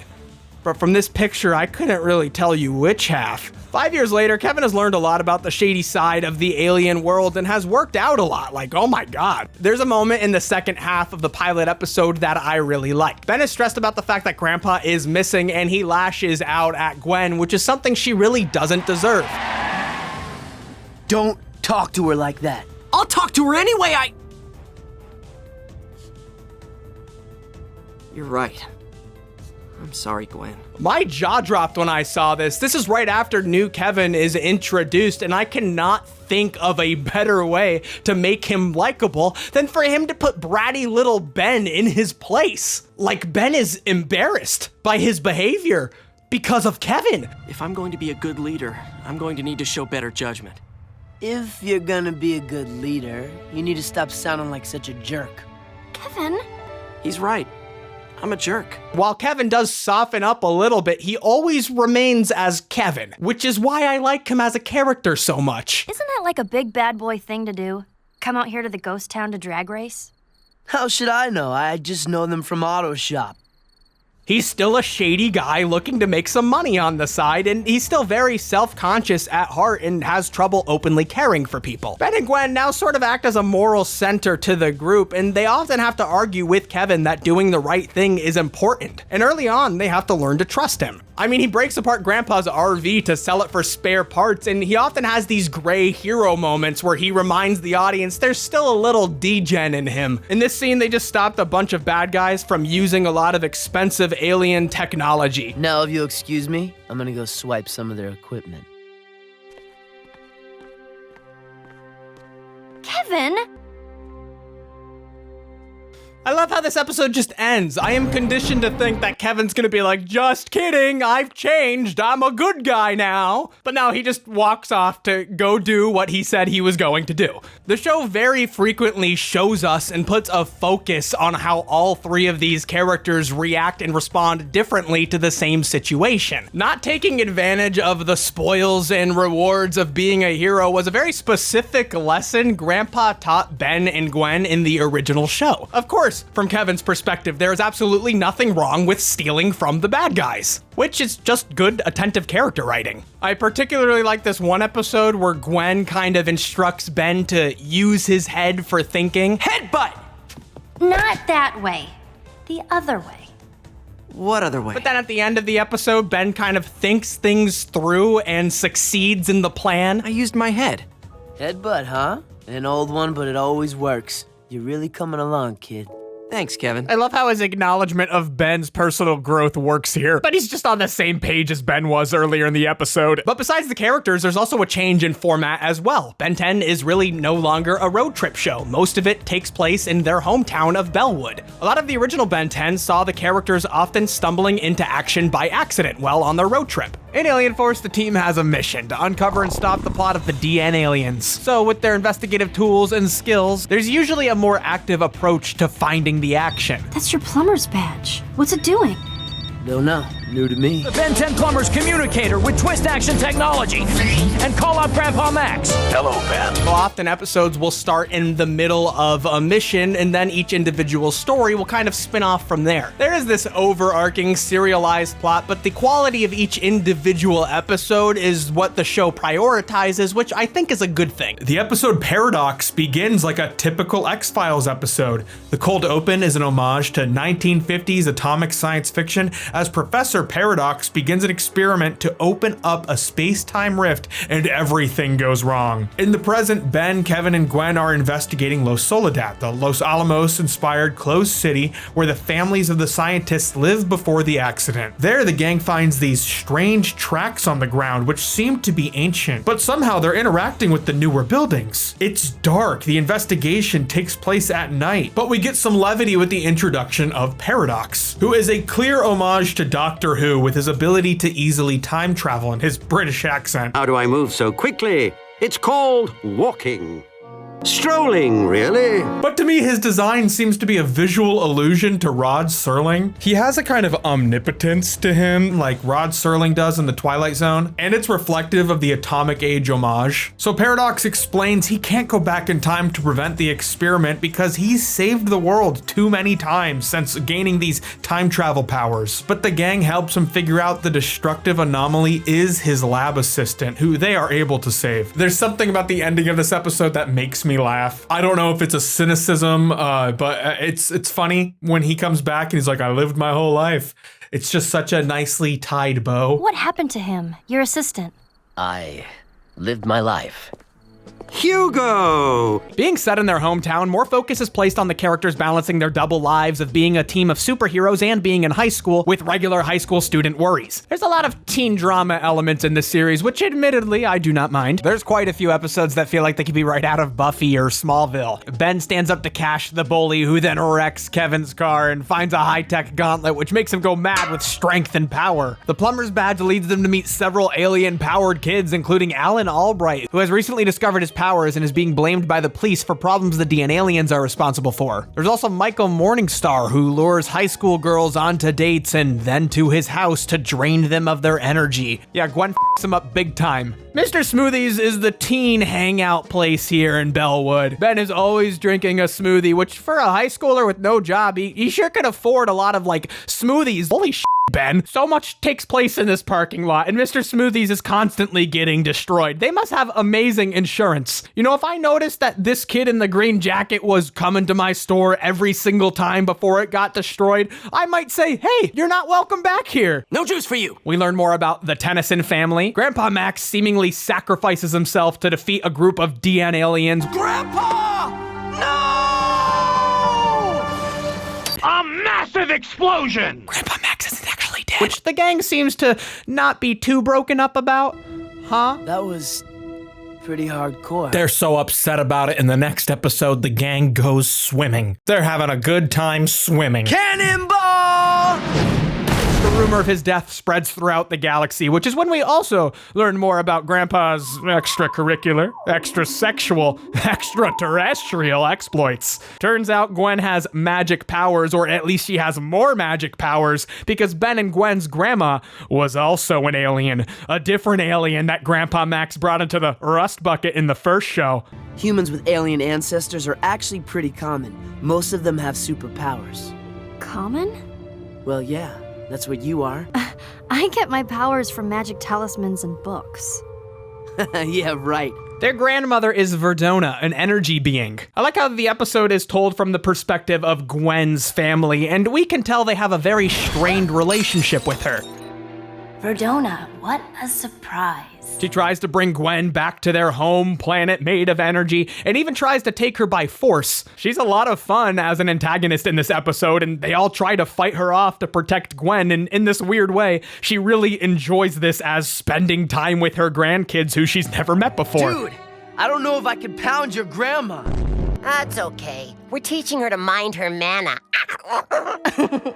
Good one, Ben. But she backs off once Gwen stands up to her. According to an interview with writer Dan Reba conducted by Levi Church, McDuffie was adamant about creating a hard line between magic and science fiction, which is where the idea of Ben and Gwen's alien grandmother came from. The Pitch Bible explicitly states Gwen's powers are not of a magic nature, but of an alien nature, which is a retcon to its previous presentation in the original show. Dwayne was very adamant about there not being any magic in the same. He was like, magic is one thing and science fiction is another, and the two shouldn't mix. And the fact that Gwen was like a full-on magic person, it just felt like, no, let's make a scientific magic. Let's create, a justification for it. I don't necessarily mind this retcon, but for better or for worse, it does make the world smaller when you say that it's only science fiction and not magic. The retcon I dislike the most, which isn't necessarily a retcon, just a big change, is Bellwood itself. Bellwood is a Springfield-esque every town which could exist anywhere in the country. With the original Ben 10 show being a road trip around America, the non-existent nature of Bellwood completely removes it from the context of that road trip. How far did they travel from home? We don't know. I know people argue about where Bellwood is located a lot. The desert area around Los Soledad tells me it's probably on the western side of the country, but even that is not widely accepted by fans. Initially, Ben and Gwen have to sneak around and schedule missions around school. There's an episode where Ben's parents find out he's a superhero and they ground him and call Gwen's parents who ground her. This leaves Kevin alone for a mission. Now that these characters are a little older, we also start seeing a bit of their blossoming romantic lives. Kevin and Gwen are really fun to watch. Follow me! Kevin is not a romantic or affectionate, but he definitely likes Gwen and Gwen likes him. I'll follow you anywhere. Gwen is much more assertive than Kevin, which can sometimes make Kevin a bit uneasy. Problem? Why haven't you asked me out? What? But it's hilarious because often he tries to act like such a badass, but he falls apart instantly when this topic comes up. It's great. Ben ends up dating a girl named Julie. On their first date, this little alien creature who can take over technology starts wreaking havoc. Ben eventually has to reveal his identity as an alien hero. You're a monster? Actually, I'm like 10 monsters.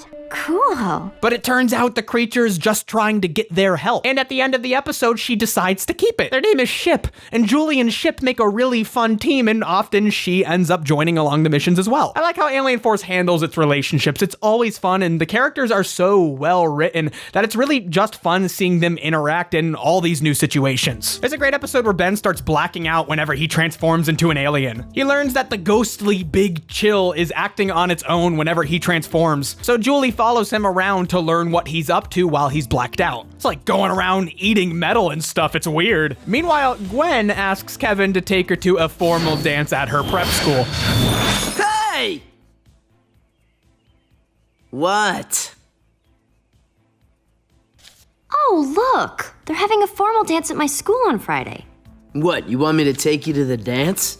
Great! Pick me up at 7. What? And this is just like so out of Kevin's wheelhouse. Kevin goes and asks Ben for advice about Gwen. Uh-huh.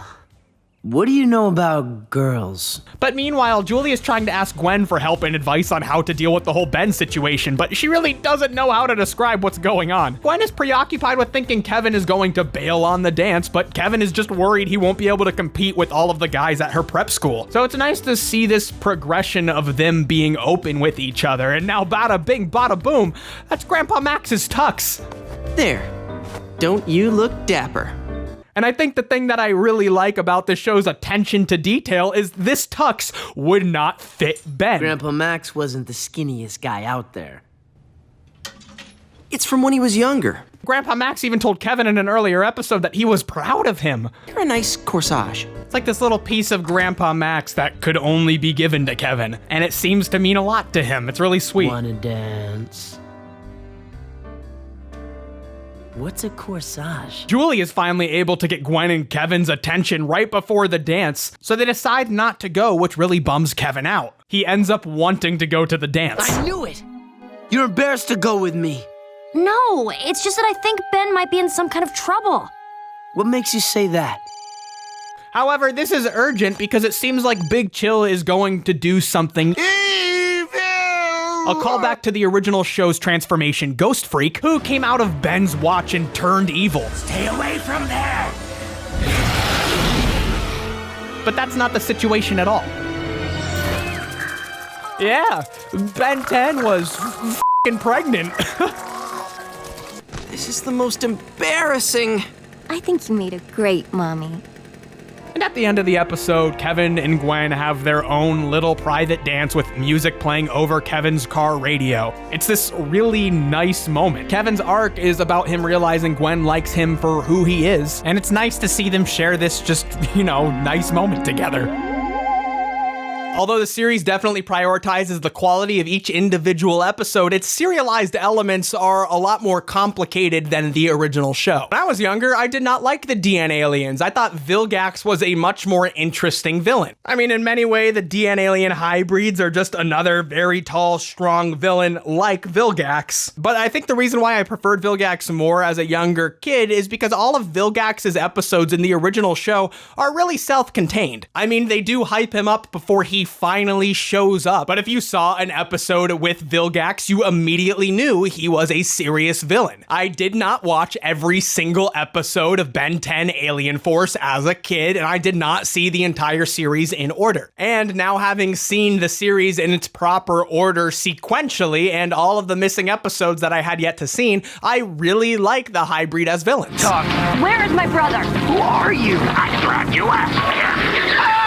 The mystery about the objective of the DN aliens and how they're doing what they're doing is really fun to unravel. We learn the DN aliens prefer the cold, so they create these huge weather machines, which are masked by the same technology they use for their disguises. The DN alien leaders, the hybrids, are some of the oldest aliens in the galaxy and are huge racists. They're collecting all of this technology for a huge project. And the big twist to all of it, that all of the DN alien underlings are actually humans, which have been mutated by the hybrids' xenosacs Omnitrix, which is how they reproduce. It like attaches to their face and mutates the host, meaning all of their offspring are technically half-breeds, and they're convinced the only way to preserve the integrity of their race is by blowing up the universe. And Ben finds out the Omnitrix can repair the DNA of those who have mutated into DNA aliens. There's stakes and drama to this story. Grandpa's death seemed real when it happened, and he doesn't show up again for another season and a half. So the audience was left thinking that Grandpa actually died. The whole crew of half-alien characters become recruits for the Plumbers. Manny looks like Forearms, Helen looks like Accelerate, Pierce is like a porcupine kind of guy, and Alan Albright becomes the new Heat Blast. They're heavily featured in a few episodes after they're introduced. In the episode Voided, Manny and Helen call Ben from the Null Void, where Dr. Animo returns, having used his animal control technology to control the creatures of the Null Void and take over the entire space. He's completely without his goofy demeanor here.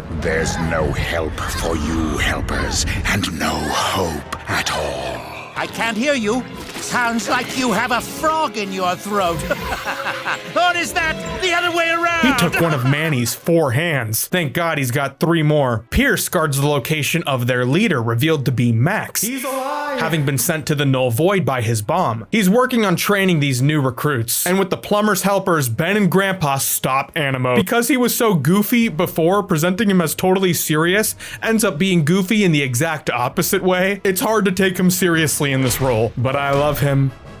The Ben 10 squad learns the DNA aliens are planning to build a warp gate to invade Earth, so they team up with all of the Plumber's kids and other allies to take them down. All of the kids are technically part aliens, so they're the perfect team to go up against the elite supremacist hybrid. Azimuth and Grandpa are like, I think you're gonna have to kill these guys, Ben. But instead of winning by brute force, Ben thinks outside of the box and tells Azimuth to off and comes up with a peaceful solution. In an earlier episode, Ben and an alien hybrid commander who he nicknames Riney get trapped on a hostile planet. They have to work together to survive, which Ben has no issue with, but Riney's all like pee-pee poo-poo about it. Riney loses his arm. They can't grow arms back. When Ben replaces Riney's limb wound with one of Swampfire's many limbs, Riney feels conflicted.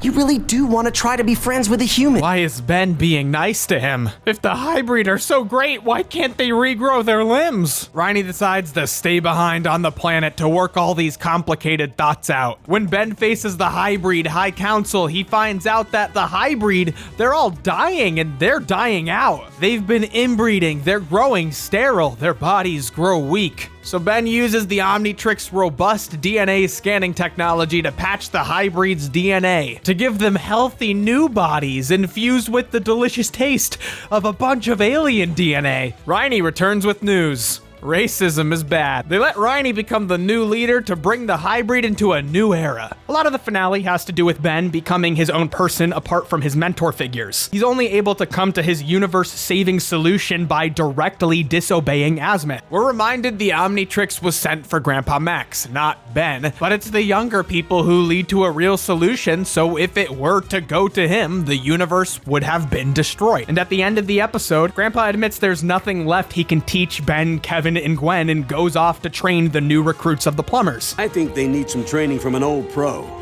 You 3 sure don't need me anymore. I'll always need you, Grandpa. The DNA Alien arc is a true, exciting mystery, and while each individual episode is strong on its own, they pull it all together to be thematically relevant. It has focus, but the same cannot really be said about the rest. Well, here we go again.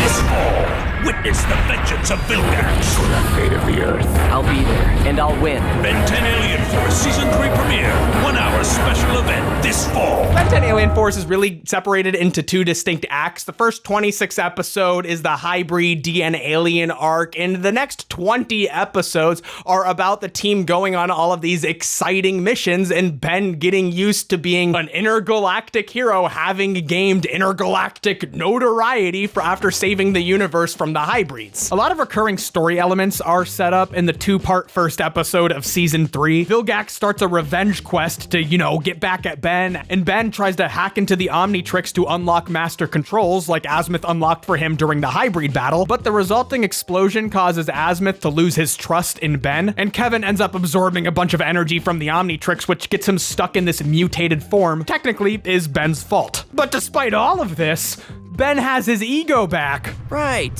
Fight to the death with Vilgax. No problem. Ben getting his ego back in full swing really makes me appreciate the second half of the show a lot. I like Ben 10 a little bit more when I kind of want to punch him in the face occasionally. I like Ben's more mature characterization in Alien Force. I think it fits the tone they were going for, but I also like the more playful tone for more playful storylines. I can't say I prefer one over the other, I just think it speaks to the potential of the franchise that both work. I also think it's fitting for his character that as he grows more confident, old habits come out. At the end of the day, Ben does have a big heart and he deeply cares about people, and unlike the original series, this isn't really something we need to be reminded of. His desire to do good is the most prevalent part of his character, and his overconfidence and cockiness is just a character flaw. I feel like in the original series, it was sort of this in reverse, where his overconfidence and cockiness was his most prevalent motivating factor, but his desire to do good was just sort of a redeeming quality of his. So lighten up.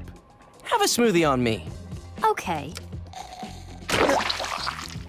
And Ben definitely has his moments where I want to punch him in the face. Ben 10, I've come to kill you. You know, he really doesn't like ship that much. But this time around, there's also a really satisfying element to Ben's cockiness. And after having some help from Azimuth in the finale of the DN Alien arc, he has a selection of some of his favorite aliens from the original show, which covers some of the holes in his switchblade of abilities. Hell yeah. Cannonball. Cannonball. Yeah, buddy. Feels good to be back. Vilgax is a recurring villain in the second half of the show. The once powerful villain who pushed Ben, Gwen, and Grandpa to their absolute limits now sees himself in a reverse situation. Vilgax comes back and challenges Ben directly. Vilgax is just like pummeling Ben. He busts Chromastone apart, but oh, Chromastone is reforming, and what's going on? Diamond Head. Oh. You're in trouble, Vilgax. I've had a lot of practice with this one. I cannot explain how hyped up I felt watching this as a kid. The return of Diamond Head is just an awesome surprise. He makes his new mission entirely about defeating Ben, having to now scheme and strategize in an attempt to get an upper hand on him. Say the word. From there, he just like clowns on Vilgax. On one hand, this makes Vilgax a much less intimidating foe than before. Ben beats up Vilgax in an official fight, and Vilgax is told by Max he can't come back. That's the law. Do you acknowledge? I do. But why does the law matter to Vilgax at all? There shouldn't be a governing power that can stop him. Does he go to jail if he steps foot on Earth again? I don't get it. Both he and Azimuth are recast to have these deeper, less alien-like voices. I like that boy. I warned you of the consequences of tampering with the Omnitrix. In both cases, I prefer the old voice. I am Vilgax, and I have come for the Omnitrix. Ben 10, I've come to kill you. In Vilgax's case, it sort of redefines him simply as a brutish force. He's conquered 10 heroes on 10 worlds to take their powers, which gives him this gladiator vibe, but I much preferred the cybernetic, inhuman quality. On the other hand, it is satisfying to see Ben have less trouble with villains in a contest of strength. I got you the kiddie meal, so don't let him know you're over 8. The threat presented by the DN aliens sort of matured the series beyond these conflicts of pure brawn. In a later episode, Vilgax gets the Omnitrix, but the voice command has it locked to Ben's voice, so he can't use it. So Ben helps him out. He turns Vilgax into goop and beats him by turning off the goo controller. It's brilliant. At one point, Vilgax's quest for power gets him into some trouble, and he even has to ask Ben, as a great hero known throughout the galaxy, for help saving his homeworld. I need your help. Which, despite Vilgax's conquests, is largely peaceful. I had such a huge smile while watching them talk out the situation with Vilgax in the Mr. Smoothie parking lot. It's just a great way to show that, yes, Ben has grown a lot stronger since the original show. Ben also chooses to help Vilgax because Ghost Freak has made his return. Having escaped the Omnitrix again, somehow, that's never made clear, Vilgax freed Ghost Freak to learn the secrets of the Omnitrix. And then Ghost Freak Freak betrayed Vilgax, taking over his home planet. It's only with Vilgax's help that Ben is able to regain control of him, allowing Ben to once again transform into Ghost Freak after all of this time. While this season or two, depending on how you split it up, has a lot of great one-off episodes, I don't think Vilgax wanting to kick Ben's ass is enough of an exciting plot to follow up the DN Alien arc. Eventually, the network did push with a heavy hand for the show to have a much lighter tone. And I think they wanted it to maybe be a little poppier. But to me, I'm like, it didn't make sense to me that Ben was a superhero. He's got this watch and he could turn into aliens. But that's not necessarily superpowers. That's a little bit, he's turning into monsters kind of. Right. Wanted a tone kind of like the first version of Ultraman is Ultra Q. I don't know if you've seen it. It's a little bit more Twilight Zone. Yeah. So I think I wanted that. I wanted a little more Ultra Q than I wanted Ultraman. Stranger Things is exactly the network, and it's exactly what the network didn't want to do. And that was like, oh, it's so irritating. They're like, oh, it's so dark, it's so scary. If you look at that first pilot of the first episode of Alien Force and how creepy and scary, and the network was just so against it. They were like, why does everything have to be at night? Why does everything have to be at night? So, yeah, you blame that on Cartoon Network because we would have had a cooler show, but, everything. But honestly, the show is very popular around the world, and they wanted a lighter, sunnier, funnier show. They also know what they're doing. They know who's watching the show, and we want to make something cool, but, it wasn't its time. And a lot of ideas and concepts got changed along the way. Many storylines from the third show, Ultimate Alien, were originally intended to be a part of Alien Force, and these storylines ended up going through a lot of changes. Although the show's production does see Alien Force and Ultimate Alien as two parts of the same show, they're divided into two separate brands for the sake of toy sales. Originally, Kevin's later transformation into an alien monster, reflecting his transformation from the original series, would have seen much less moral clarity for the character, and Vilgax being worshipped as a kind of Lovecraftian deity would also appear later in Ultimate Alien with many changes from the original idea. Other storylines along the way seem to be forgotten completely, such as the Forever Knights crusade against space dragons. Another storyline that may have been scrapped is Grandpa Max being a sleeper agent. This is hinted at by a note in McDuffie's script schedule, and a visual remnant of this idea may be left in the show, as a few frames at the end of Grandpa Max's hologram message to Ben has the message turning into a DN alien. Nonetheless, by the second half of Alien Force, this lighter tone obviously won over. Writer Eugene Sund says an idea was pitched for a Kevin-centric storyline inspired by the Hulk, in which Kevin would isolate himself out of fear into turning into a monster. The network rejected the pitch, and the replacement episode wound up being Fool's Gold. This episode is maligned by fans, most fans. I might like it. I won't say. I won't embarrass myself. It has a juvenile plot involving cute aliens who are on spring break visiting a farm town, and the farm town welcomes them, and despite all the destruction they cause, because they poop gold. Solid gold poop. The episode's writer, Eugene Sund, described the episode's origins. We were trying to figure out what was the unique hook about these aliens. A guy in the room said, it's gotta be something like they poop gold. And Dwayne says, why can't they poop gold? We wondered if that was too goofy, but Dwayne said, no, it's weird. We can do weird. The network killed our last story, and we're giving them aliens pooping gold, so they have no one to blame but themselves. Laughs. I also find the episode simple to have a great cynical lens for the network pushing Ben 10 to be a superhero show rather than a mystery show. The episode ends up being a fun political satire. I hate war. Do you hate war too? Having previously saved the universe, Ben is convinced he could take a call from a little alien girl to go to her home planet and find peace between two warring factions. When Ben and company get there, Ben finds a faction of red aliens and blue aliens nearly identical in the middle of a war over the nature of their culture. That's right, Ben 10. And I've come all this way to tell you that war just isn't cool. Was their prophet and founder red or blue? Meanwhile, Kevin finds his ex-partner Arjit, and together they run a scam, taking weapons off the battlefield and selling them to both sides. Ben finds himself completely unaware of their cultural practices, botching peace deals and eventually destroying their sacred landmarks, which makes him a common enemy. The episode ends with even more resources and funds being put into the war, but this time a against Ben 10. That little girl Ben came to save is now working hard labor thanks to Ben's mistake. I have to work double time at the factory, and it's all your fault. But there's a glimmer of hope as she stumbles upon the stash of cash Kevin left behind while fleeing the planet. I love Ben's attitude at the beginning of the episode where he says that they can solve this deeply convoluted conflict because they have a whole weekend. It's a 3-day weekend. It's definitely a cynical take on the myth of the hero, and it definitely reflects American attitudes of getting involved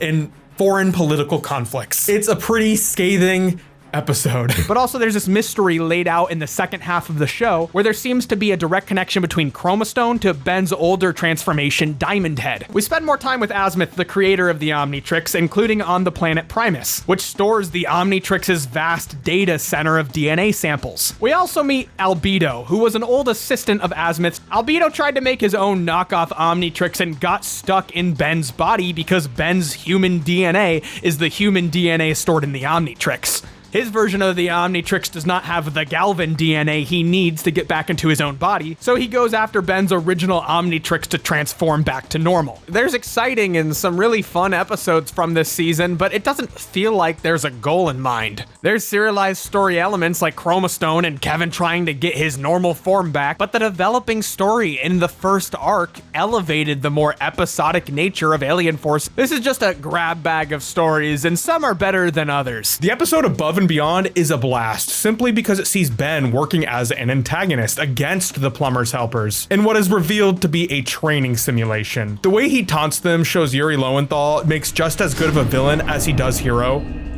Oh, it's not safe. Not for Grandpa Max. Not for you. A skill he gets to flex when Albedo is introduced. The episode sees the recruits proving themselves to be ready to become actual plumbers in a satisfying turn for this disparate group of characters. In the episode Con of Wrath, Ben is once again reached out to as a diplomat. He's asked to deliver the crown prince from one alien planet to another as a peace offering, but in typical fashion, the Omnitrix malfunctions, leaving Ben stuck in a new form.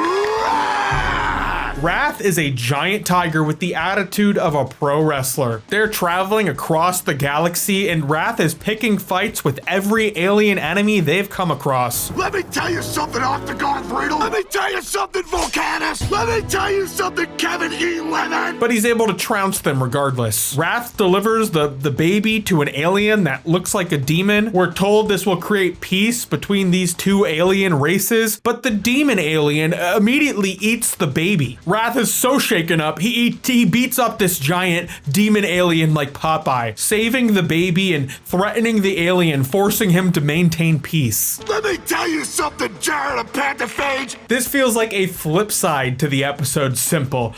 There's an easy, forceful solution that Ben is able to take. The mystery of Chromastone comes to a conclusion when Tetrax returns, coming to Ben looking for Chromastone. But when Ben can only turn into Diamond Head, Tetrax breaks Diamond Head apart to reveal Chromastone on the inside. I go now to fulfill my destiny. Suddenly, Chromastone is a separate entity entirely and flies away from Ben. I didn't know Chromastone could fly. In a callback to Secret of the Omnitrix, Tetrax explains his homeworld was destroyed because he was a hired mercenary. Vilgax asked him to steal a precious red crystal from his people, and he did. That red stone is a part of the original Chromastone and holds the key to rebuilding his homeworld, reviving all of its people. So presumably, Chromastone is the same species as Tetrax and Diamond Head. It's just a unique individual either made or created to hold all of the data of Petropia, including how to rebuild the planet and all of its people. Because Tetrax has stolen from Vilgax, Vilgax kills Chromastone, whose true name is Sugalite, but then Ben is able to turn back into Chromastone and revives the whole planet, but inevitably,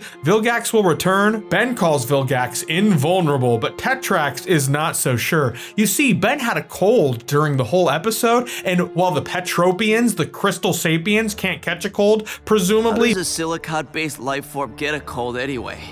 I've never had one. Vilgax does catch a cold, so they might be able to have like a one-up on him in the future, but this storyline is never revisited again. It's also kind of odd that Vilgax is portrayed as invulnerable against the Crystal Sapiens when just a few episodes earlier, Ben kicked Vilgax's ass specifically as Diamond Head. It's not a big deal, it's just hard not to notice. Oh man. In canon, this is the last appearance of Tetrax, giving us a redemption. I do admit, I do find the whole Chromastone connection a little confusing, but it is a fitting end to such a cool side character. Well, I found Ben 10 Alien Force to be a really enjoyable show. Its finale is less of a conclusion to a series and more of a pilot for the next show, Ben 10 Ultimate Alien. In the final episode, Vilgax teams up with Albedo to take down Ben. Albedo has developed a new souped up version of the Omnitrix called the Ultimatrix, which can evolve and change Ben's aliens into more powerful forms. Vilgax is able to get the Omnitrix from Ben, but he uses the voice command controls to blow it up on Vilgax's wrist. Vilgax does not give in and takes the explosion, but he tries the same exact tactic with Albedo, who immediately gives in and gives Ben the Ultimatrix. We see Ultimate Humongosaur and Ultimate Swampfire, okay. The Ultimate Aliens will become the key difference between Alien Force and Ultimate Alien. There's a time to go hero, and there's a time to go alternate. But the really important thing is, there's a second live-action Ben 10 movie. After the finale of the original Ben 10 show, Cartoon Network aired a live-action made-for-TV movie, Ben 10 Race Against Time. And while it really didn't have the best production value, it had this whimsical Spy Kids-type charm to it that actually worked in its own way. Yet when the show's sequel, Ben 10 Alien Force, had a darker tone and aged the characters up into their teenage years, the follow-up live-action film, which aired 2 years later, Ben 10 Alien Swarm, followed suit. With more drama and a darker tone, like literally a desaturated darker tone. With a much larger budget than the first, a lot of the times the sequel looks better than its predecessor, but unlike the original film, which seems to be in the original show's tonal world, I feel Alien Swarm is a bit disconnected from the show it's based on. It's okay, Max.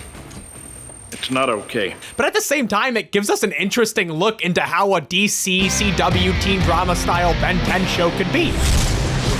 It's interesting and weird. By the time Cartoon Network had started work on a second Ben 10 movie, a few things had changed that made this one different. The first was Ben 10 Alien Force changing the show's setting, and the second was Cartoon Network itself had gone through a major shift. By June 17th, 2009, Cartoon Network had entered into its CN Real era, with the whole lineup of live action and reality TV shows targeted toward a pre-teen teenage audience. Cartoon Network had a heavier hand in this one's production, but back in the directing chair is honorary Bill Alex Winter. The film had a significantly higher budget than the original, with $40 million being put into it. There was a tight 6-week filming schedule, but a pretty beefy CGI budget, at least for the time. Filming locations were also changed from California to Georgia, so Bellwood is looking a bit different. Because it was filmed so closely to the original, a whole new group of actors was cast to represent their characters in their teenage years, as well as the role of Grandpa Max.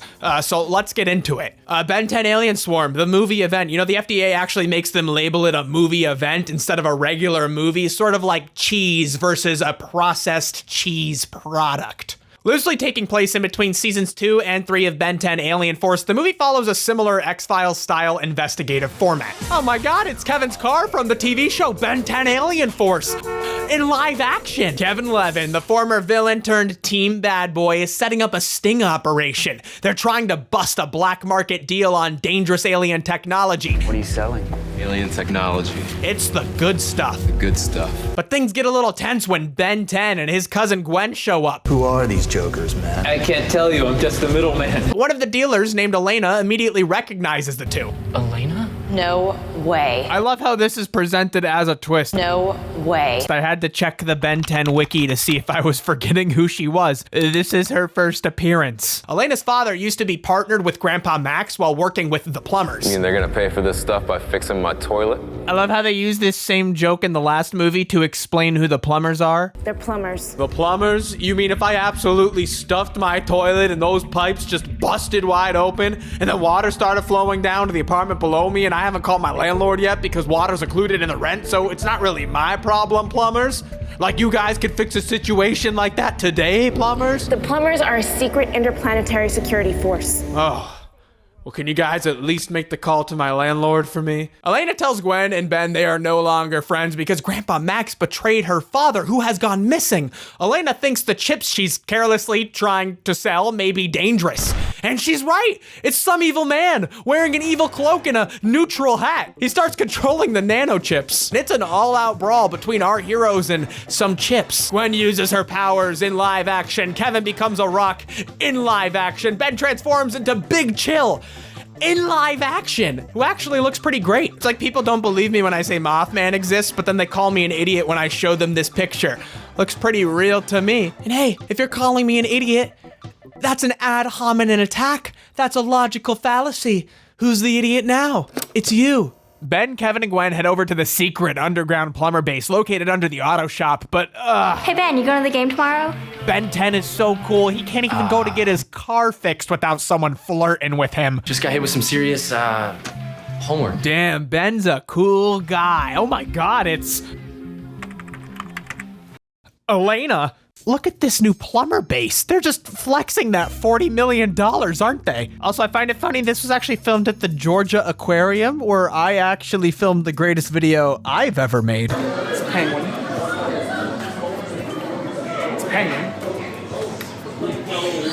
That's a penguin. That's a penguin. Grandpa walks in and asks what the gang is up to, but their conversation is cut short when Elena gets caught breaking into the lair. It's okay, Max. You probably don't recognize her. It's not okay. We find out Elena's father stole these chips from the plumbers, and Grandpa sees it as a heavy betrayal. But meanwhile, Elena feels like she and her father have been betrayed and abandoned by Max. Max tells Ben to ignore Elena, but Ben wants to help her, so he goes off against the wishes of Grandpa and Gwen, who warns against breaking plumber ranks. I order you to stay away from her. Sorry, Max, I'm not following that order. Ben! But then Gwen and Kevin also go behind Grandpa's back to uncover the truth about the microchips and the falling out between Elena's father and Grandpa Max himself. You can't break plumber ranks. Break the code.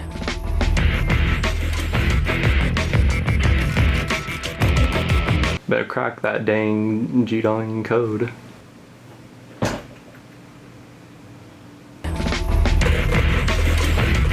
Like in the original movie, I think Alien Swarm does a pretty okay job filling the roles of these characters. I don't particularly love their performance, but I feel like if they got a chance to play these characters again, which was something that was actually on the table at one point, they would have filled out the roles really nicely, except for Grandpa Max, who we'll get to. It's not okay. The bulk of the second act plays out like an investigation. Ben 10 steals his grandpa's motorcycle. He and Elena drive their motorcycles to the last known location of Elena's father. But the cloaked man, who is Elena's father, actually, is waiting for them. That's a good girl. Bring her near to us. Has Elena set up a trap for Ben 10? The two discover a bunch of shipping slips, but suddenly it's a trap. There's too many of them, like they were expecting us. Like this is a trap. No, I swear it. The microchips have infected everyone. They're infected. They're being controlled. They're infected. They're being controlled. Yeah. They want Ben to meet the queen, and he's like, how about I turn into an alien instead? It won't let him transform into another alien. What do you think this is, a $41 million movie? So they scrounge up a few pennies to give Ben a couple of VFX shots, saving Elena's life and several $1 million. I'm just some guy. I'm not even a chip. Not that I know anything about chips. Meanwhile, Kevin and Gwen are pretty bored, so they're trying to hack into the plumber database. Gwen is played differently than her Alien Force counterpart. She's a bit sassier like younger Gwen is in the original show, which could be how Winter directed the character. I learned that from watching the Science Channel. Your depth of knowledge astounds. But also, she plays up the prep school side of Gwen a lot too, which creates a charming contrast between Gwen and Kevin. I did not like Kevin the first time I watched this movie, but when I watched it again, I realized it had absolutely nothing to do with the performance. He gets the cocky, sarcastic stuff down pretty well. They were here, Kev. We're too late. Yeah, that's what I get too. It's just Kevin's dialogue is also lame. Beautiful. She's beautiful. You call a car a she. Like so f***ing lame. You're trouble in a jug. Kevin's supposed to be charming, but oh my god, he's lame. He just stands around flexing his muscles. Yeah, how about I flex them in your face? You're trouble in a jug. We learned that Elena's father, Victor, thought the chips were dangerous, but Max thought he was full of and didn't want to do anything about it. Lab boys say they're nothing but alien tech. Alien tech that does What, Grandpa? He didn't want to hear any of it. The gang decides to meet up at the Ship It warehouse to investigate the packing slips further, but they're ambushed by some guy. Wait, actually, it's some chips. They turn into some balls. It chases after Kevin 11's car from the hit TV show Ben 10 Alien Force, but in live action. I can't believe they destroyed Kevin 11's live action car. It had half the screen time so far. Thank God for motorcycles. Then Ben shows up and transforms into Humongosaur. I'm like kind of sad he didn't yell the name like in the cartoon. That's like Humongosaur. That's fun. And hell yeah, it's Ben 10 versus Wheels. A snake. They head back to the plumber's base where Grandpa is still skeptical of the chips being dangerous, despite now being told the same thing by Kevin, Gwen, and Ben. I'm gonna dissect these chips to see what they're made of. Excuse me? You never even examined the chips? Grandpa literally betrayed his best friend just because he didn't feel like running a super quick analysis of them. Like, it doesn't even take them the afternoon to finish the analysis. The central character conflict of this movie event is the ever-changing dynamics of trust between Grandpa Max, Ben, Gwen and Kevin, and Elena. The kids think Grandpa Max may just be having his judgment clouded because he was so hurt by the apparent betrayal of Elena's father. And Grandpa Max thinks Ben just has a crush on Elena, and Kevin and Gwen are caught somewhere in the middle. Elena was Ben's first crush. With tension between our group of protagonists being a major plot point, there's a lot more melodrama in this one. They're arguing a lot, and they talk a lot about Grandpa Max being their superior officer in the plumbers, and that Ben is being rebellious by going against ranks. But Ben is not technically a plumber, and Grandpa Max has never been positioned to be his superior officer. Between going against plumber ranks and Ben stealing his grandpa's motorcycle, I feel like they're writing Ben with some bad boy twang. He and Elena go off and do their motorbike courtship dance. Strange that there's no mention of Ben's girlfriend Julie in this film. There's a delightful whimsy to the original film's cheese, and at times that charm carries through to this film. Is it time? Oh yeah, pal, it's time. Time for you to give us your money. Take this scene when Victor recruits some new people to the nanochip horde. We're talking to you, Looney Tune. Don't you know this is a bad part of town? You white fool. Just beautiful work.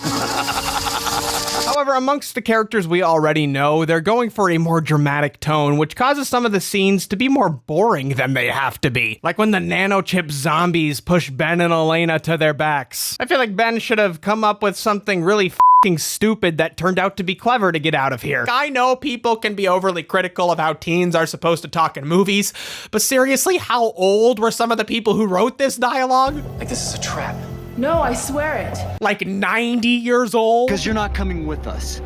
You're trouble in a jug. F***ing 200 years old? She's trouble in a jug. I'm gonna start using that. There's a lot of focus, too much focus, on this disagreement about helping Elena and whether or not she should be trusted. For some reason, both times watching this movie, I was actually irritated during all of the disagreements with Grandpa Max. He's just so uncharacteristically stubborn. Even after the gang says they know the fact that the chips are dangerous, he's skeptical. Like when Daphne, Fred, and Velma don't believe that Scooby and Shaggy saw a monster even though they run into a monster like every f***ing week. Grandpa Max is patient, kind, and above all else, he always gives people in his life important to him the benefit of the doubt. But here he's kind of demanding and unwilling to really explain his point of view. Stay away from her. The Validus family is blacklisted. There can be no interaction between them and the plumbers. He hasn't even analyzed the chips yet. This doesn't really feel like Grandpa Max. In fact, they don't even call him Grandpa Max. Max, there's something you need to explain. They're in Max's office. Sorry, Max, I'm not following that order. I can't even trust Max. This is Grandpa Max. He's the grandfather to Ben and Gwen. This is Max.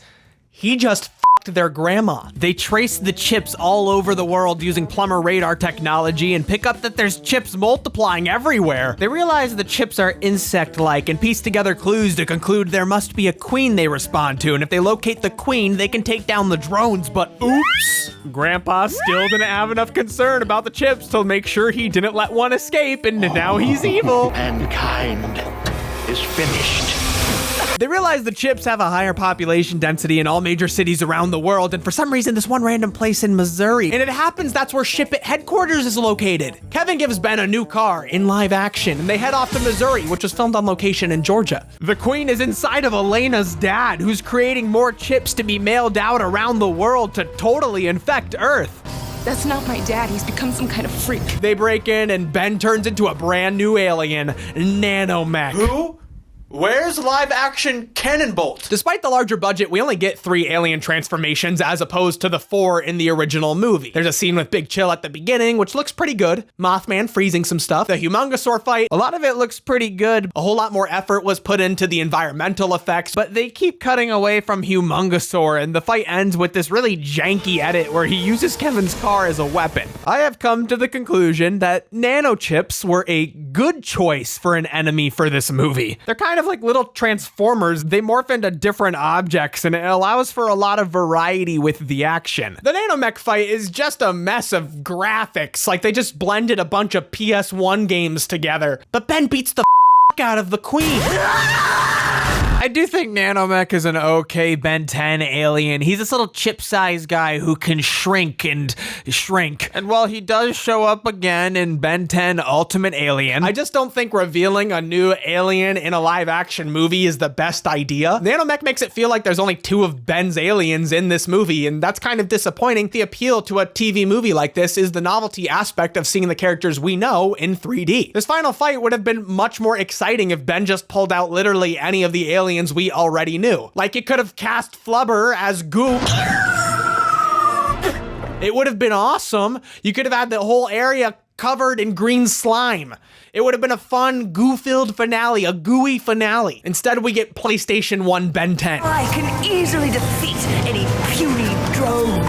The Queen is destroyed and everyone is saved. Grandpa says, oopsie doopsie. Then he tells Ben he wants him to take over and be in charge of the plumbers. But Ben 10's like, no, do your own job, you lazy grandmother f***er. Elena's like, ha ha ha, I guess I'm part of the team now. And Gwen's like, you're not on the team. Gwen's right about that one. While the original film was fun for its charm, there's a lot more excitement to this one. But between the hacking montages, guitar riff soundtrack, Transformer-like villains, and also from Transformers, just a gratuitous number of like vehicle shots. Kevin's car, the motorcycle, Ben's new car. When this movie came out, I would have thought it was lame. But you know what? Now, watching this movie try too hard to be cool at a particular time, it's got this time capsule quality to it. I'm glad I watched it. I mean, it's a TV movie. No, it's an event. It's worth the 1 hour runtime if you like Ben 10. But I do wish they followed through with the plans to do a second, and apparently, according to the Ink Tank's interview with Ryan Kelly, thank you, Kuro, for pointing this out to me, they were even planning on doing a third one potentially. I really feel like they could have made this a really fun series, and it was actually a huge hit for Cartoon Network too.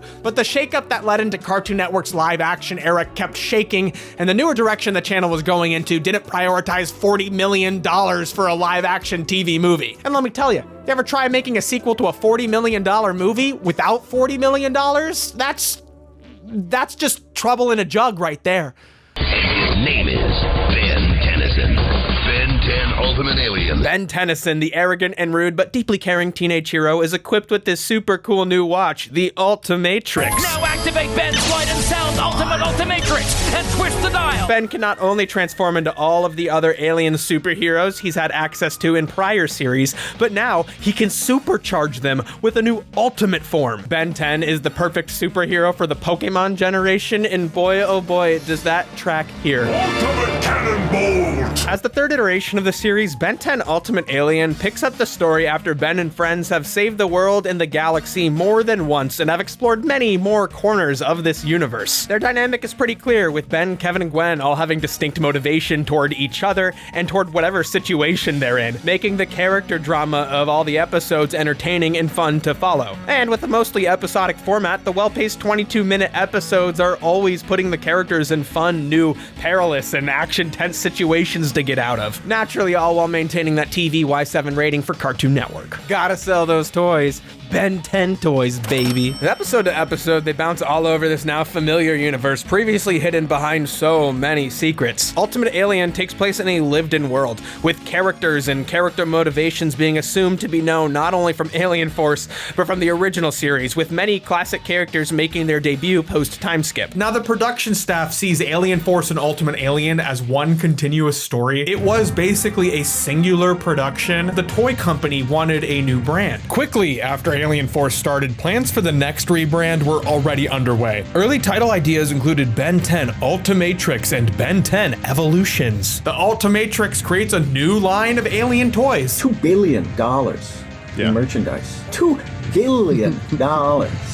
The whole Ultimate line was just a way to kind of like, how can we soup this up to, get new stuff out there. One early pitch for Ultimate Alien saw Ben getting monstrous versions of his standard aliens. But of course, the final designs would end up falling in line with a more marketable image, something tried and true. But one small change the toy company did ask for was to age Ben up from 15 to 16 so they could sell his car. That is also a hovercraft, a jet, and a sub. Well, I think both series have their low moments. I think Ultimate Alien stagnates more creatively, as this is now deep into the run of classic Ben 10. But nonetheless, the series has some high moments and some very creative storylines. Ben 10 Ultimate Alien would air 7 months after its predecessor Alien Force ended. The show would premiere on Sunday, October 10th, 2010, 10-10-10, which is awesome, Ben 10 keeping kids home from church and all. Also catch the series premiere of Ben 10 Ultimate Alien at 10 a.m.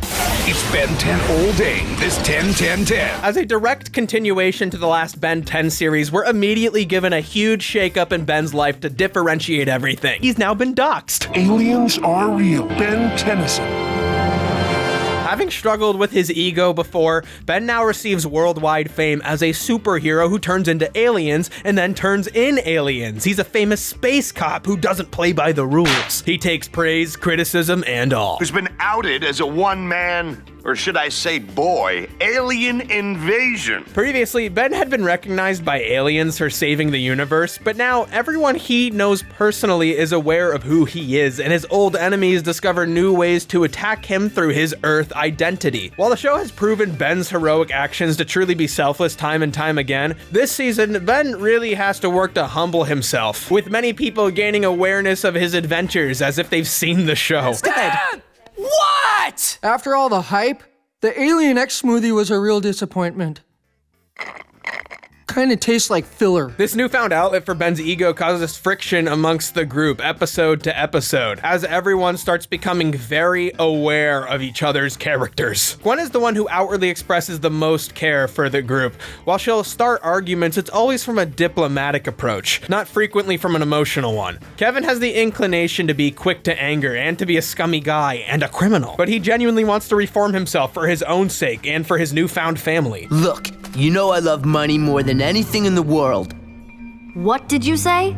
Almost anything in the world. Having been with the group for a while now and with Gwen for a while now, Kevin really starts to understand Gwen's perspective much more when it comes to Ben. And he agrees. Ben is a jerk. But Kevin is a jerk who works on himself. Just like in Ben 10 Alien Force, the first major arc in Ben 10 Ultimate Alien begins with a brand new character, the ultimate comic book type of villain, Agregor. So Agregor, he's an Osmosian, the same kind of alien as half Kevin. He's gotten to Andromeda, our neighboring galaxy, and picked up some aliens he wants to absorb, aka aggregate, 5 aliens that when combined will make Agregor oh so super powerful.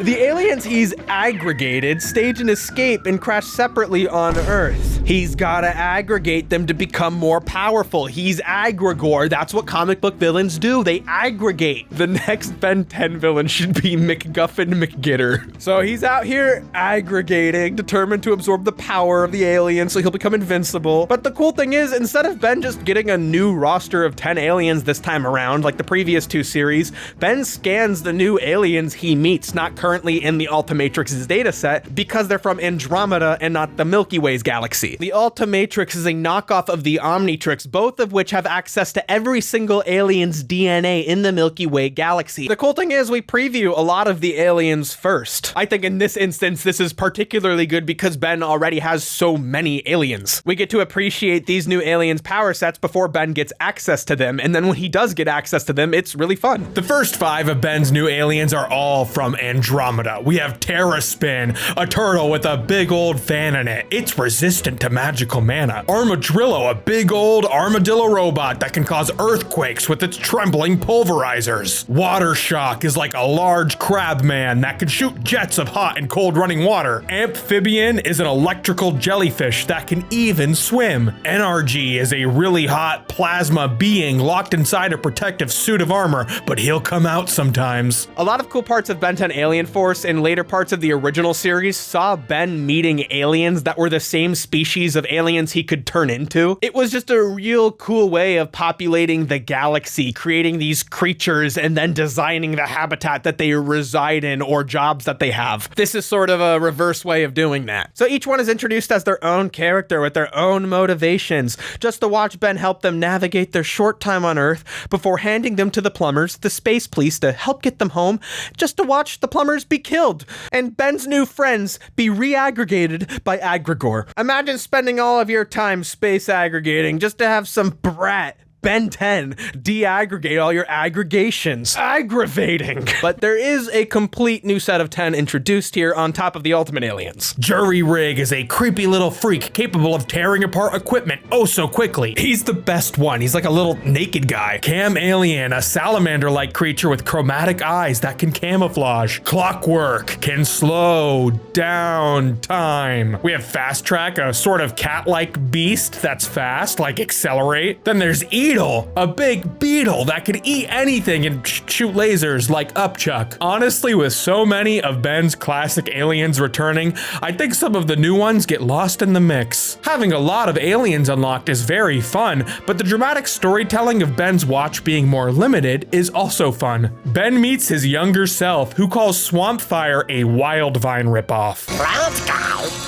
Just a copy of Wildvine. At the beginning of Alien Force, it made sense to give Ben aliens with similar powers because it was replacing his old ones. With the whole arsenal unlocked, it makes less sense. I don't really understand why Fast Track has to exist when Accelerate also exists. In Alien Force, his new fast alien was Jet Ray, but he could also fly and shoot lasers. In a lot of ways, the Alien Force aliens are just more robust versions of older aliens. Many of the new ones go back to basics and retread old ground. Fast Track is literally unlocked in the same episode he gets Accelerate back. I just unlocked everything you've ever become up until now. I also threw in a few new ones. Which isn't to say they don't have their standout moments. I love Jury Rig, just standing near motionless during the final battle. Like Alien Force and their design with Diamond Head, they continue to bring back familiar aliens with updated, fresher designs. Between them revisiting a lot of characters from the original series and bringing back these characters with new outfits, I love Forearms looking like a big warrior. They're really trying to remind you of how huge this universe is. The new titular feature this season is Ben's ability to upgrade into Ultimate Aliens. We see a whole lot of creatures get buffed. Ultimate Humongosaur has big cannons. Ultimate Swampfire is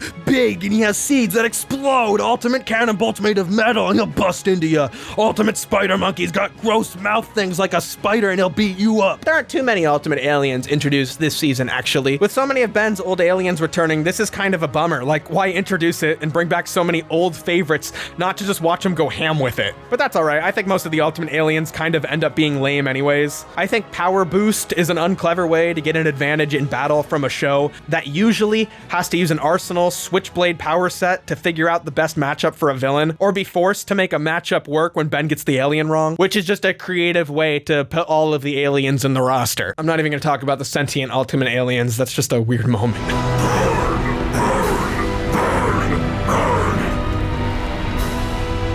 Wait. But like at one point they come to life and get out of the watch, and then Asmus like, Ben, your Ultimate Aliens came to life. It won't happen anymore. Then he keeps doing it. I know this concept wasn't as marketable, but I totally get way more out of seeing the updated designs of the original aliens than I do seeing the Ultimate Aliens. It's like Pokemon Mega Evolutions versus an Alolan form. So failing to stop Agrigor from doing his thing, aggregating the aliens, he gets his ultimate form, Ultimate Egregor. Hey, isn't that Obi-Wan?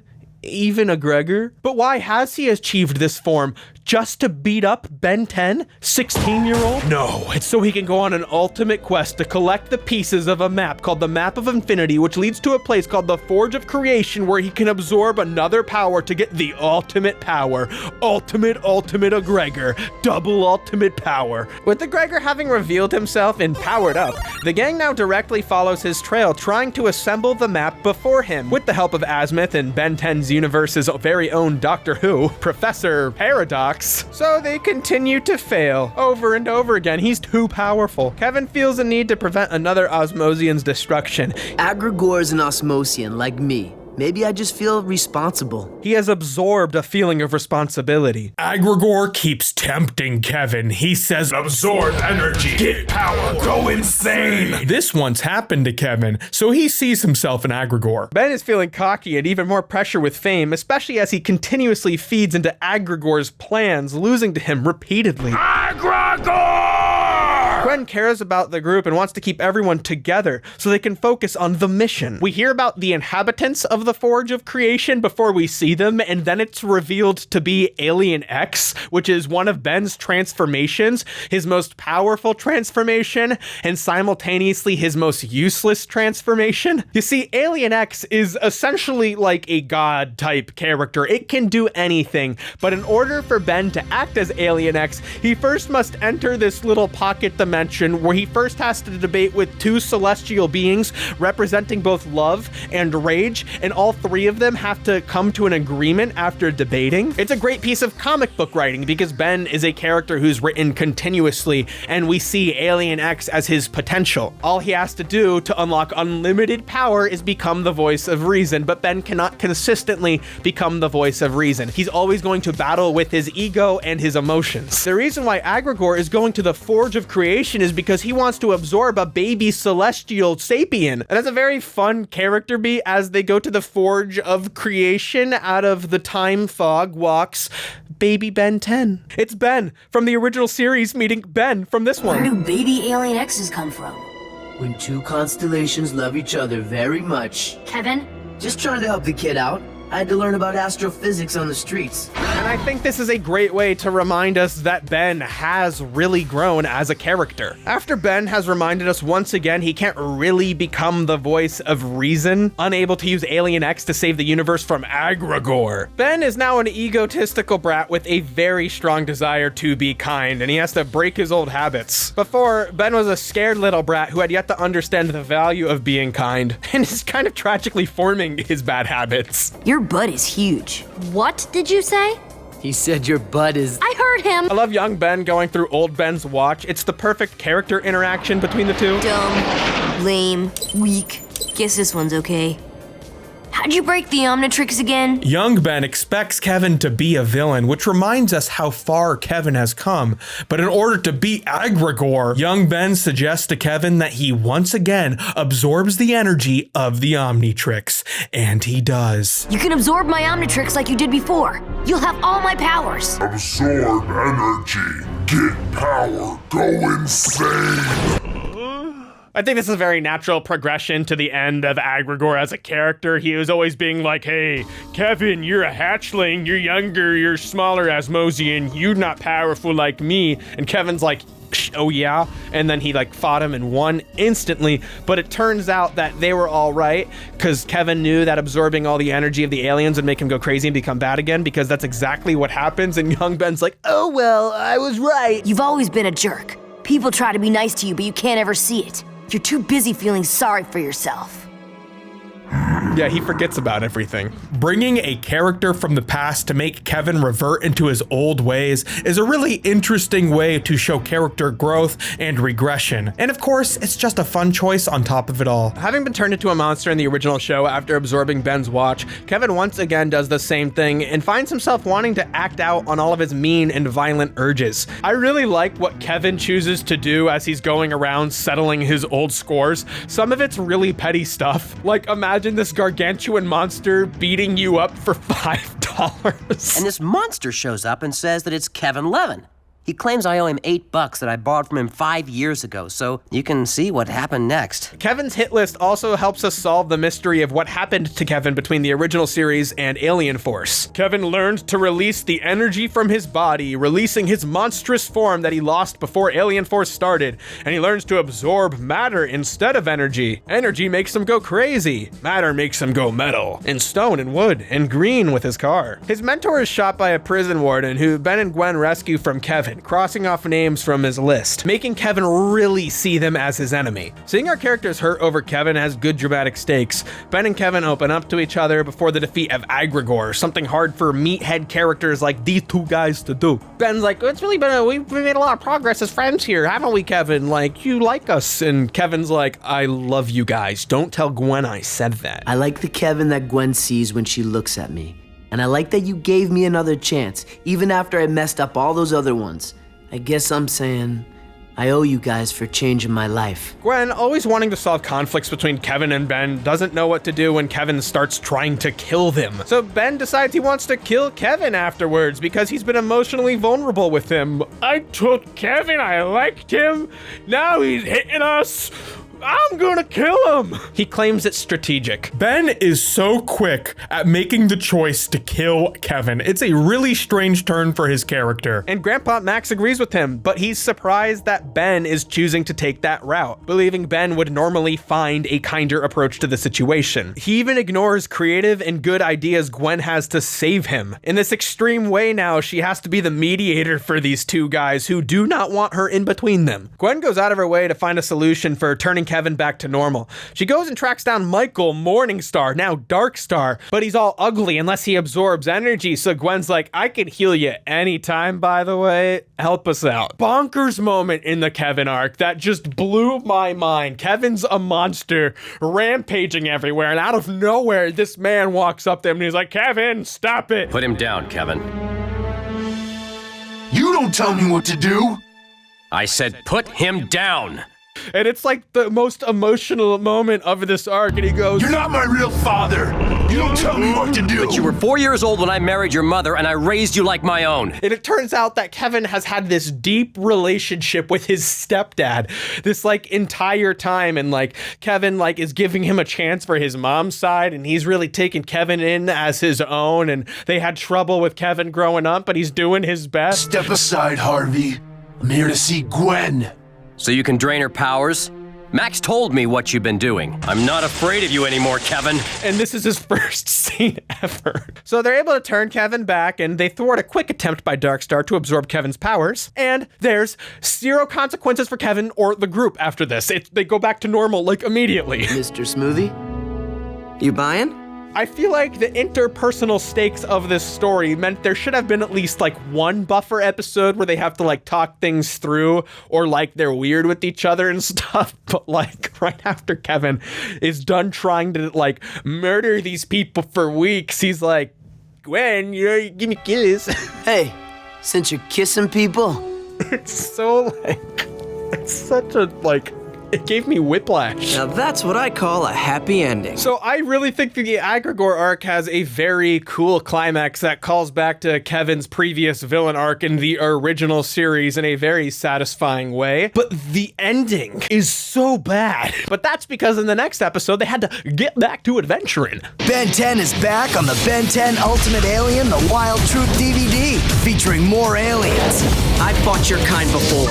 In Ben 10, Ultimate Alien Cosmic Destruction, the video game. Amphibian with light up and spark action. So I think both Ben 10 Alien Force and Ultimate Alien lose a little bit of steam shortly following their first arc. However, the first arc is essentially just episodic stories with a through line and a climax arc at the end of it all. The filler by now is less attractive because we've already explored a lot of the world. There's a lot less mystery to it, and mystery was a huge part to the the original Ben 10 stories. The finale of the original Ben 10 was called The Secrets of the Omnitrix. And a lot of that secrecy carries over into Alien Force. Like the first time we meet Ben and Gwen's grandma, amazing. She's an anodite. She's an energy being, and she wants Gwen to become an energy being. And you realize how much she likes Grandpa because she understands why Gwen likes Kevin. It's very charming and fun, but now that story continues with the introduction of Sunny, Gwen's bratty cousin, who really wants to see her boyfriend Antonio. Is Sunny in? It's for you. I was not expecting Antonio to be this fucking character. One benefit Ultimate Alien has because of Alien Force is the expanded cast of side characters. The road trip format of the original was great for introducing villains, but ironically, being grounded mostly in Bellwood has allowed the show to expand its world through a large ensemble. Many characters return, like Cooper, who is now big and buff and voiced by Chris Pratt. Just stay away from her! But there's also the plumber's helpers, the characters' families, etc. We get a fun flashback episode where Grandpa Max meets Grandma Verdona. Young Max is always a fun character. He's a more confident character than Ben for sure. And I love his quick turnaround to the idea of alien lovin', a true gentleman. And holy shit, they bring back Elena and Victor Valadis from the second live action movie, and Nanotech, the new alien Ben transformed into in that movie. Then we have a really fun crossover with Eon, the villain from the first live action movie, Ben 10 Race Against Time, revealed definitively to have taken place in an alternate canon. Eon, having been introduced as evil future Ben, comes back to do battle with Ben of a good future, different than the Ben 10,000 previously introduced. This is the Ben grows up into after remembering meeting his future self in the original series. He also remembers this interaction now. It's a fun multiverse thing. Julie and Ben are still together. She is definitely more mature than him, but finds her success as an accomplished tennis player overlooked as Ben gains fame. Ben is not the best boyfriend, leaving fights unresolved and gladly taking romantic attention from others when he sees an opportunity. Ben is totally unaware, but he does face consequences for his actions. It's a believable flaw this character would have. At one point, Ben misinterprets a fight the wrong way and acts like he and Julie broke up. They didn't. Then she needs his help and he's awful about it. Their storylines often serve as episodic lessons for Ben to learn about being a kind and attentive partner, similar to the lessons Grandpa Max would teach him in the first show. Only this time, Kevin and Gwen act as the voice of reason. Kevin also has his own issues as Gwen's boyfriend, but he seems to be more emotionally mature in the sense that he's open to accepting he's made a mistake. Look, Gwen, you have to treat a car like you treat a woman. Go on. Treat a car like you treat a woman. Go on. No. I sense I've made a mistake of some kind. It makes sense. Ben's ego would get in the way of his relationship. I think it's a mature way to handle the character's immaturity, but looking forward to the next show, I think their storyline would have benefited from a definitive breakup scene. That would be the ultimate lesson for Ben to learn. Charmcaster, Gwen's magical rival, makes a return as a stronger written character, showing up and Hit 'em Where They Live in an ensemble of villains taking advantage of Ben's newfound public persona. Then she allies with the gang in Where the Magic Happens. She helps the gang stop Agregor from stealing the Alpha Rune, a powerful magical artifact from the realm where magic comes from. The Alpha Rune is held by Adwaita, who had killed Charmcaster's father, the previous master of the Ledger Domain. Adwaita even becomes a recurring villain, being the same species as Terraspin, showing this species is both resistant to magic and naturally gifted at learning it. Charmcaster is trapped in the Ledger Domain, but they later return to help her escape. In the episode Enemy of My Frenemy, she tricks Ben, Kevin, and Gwen to help her overthrow Adwaita, and then she makes a deal with Dagon, a goddamn Lovecraftian entity who becomes important for the series endgame. Charmcaster kills everything in the Ledger Domain, including Ben, Kevin, and Gwen, all to resurrect her father. But he comes back to life and he's seen what she's done and he's disturbed. He reverses the deal with Dagon, sacrificing himself and restoring everyone's life. Life's not worth living if your daughter's that up. Gwen is Charmcaster's frenemy because Charmcaster actually killed her. Yet with Kevin making a heel turn, making Charmcaster sympathetic brings the possibility of her having a similar character arc, especially because her mass murder is instantly reversed. Pro tip for fictional characters, magically reversing mass murder helps increase the chances of turning good. Nonetheless, evolving the character past her petty rivalry with Gwen makes her much more interesting. After defeating that magical turtle, she becomes the master of the magical realm, and Michael Morningstar makes his return in the episode Couples Retreat, drawn to Charmcaster's power. Gwen tries to warn her of Darkstar's predation on girls for magic power, but Charmcaster, unaware of their history, ignores Gwen's warnings. When Michael reveals his true self, Charmcaster regresses into isolation, casting everyone out of her realm, unable to deal with her pain. Focusing on the teen drama of it all, it was a great choice to write Charmcaster in this direction. And truthfully, I think it's a little disappointing that she's written to be so unhinged and villainous in Ben 10 Omniverse, but she also works fine in that role.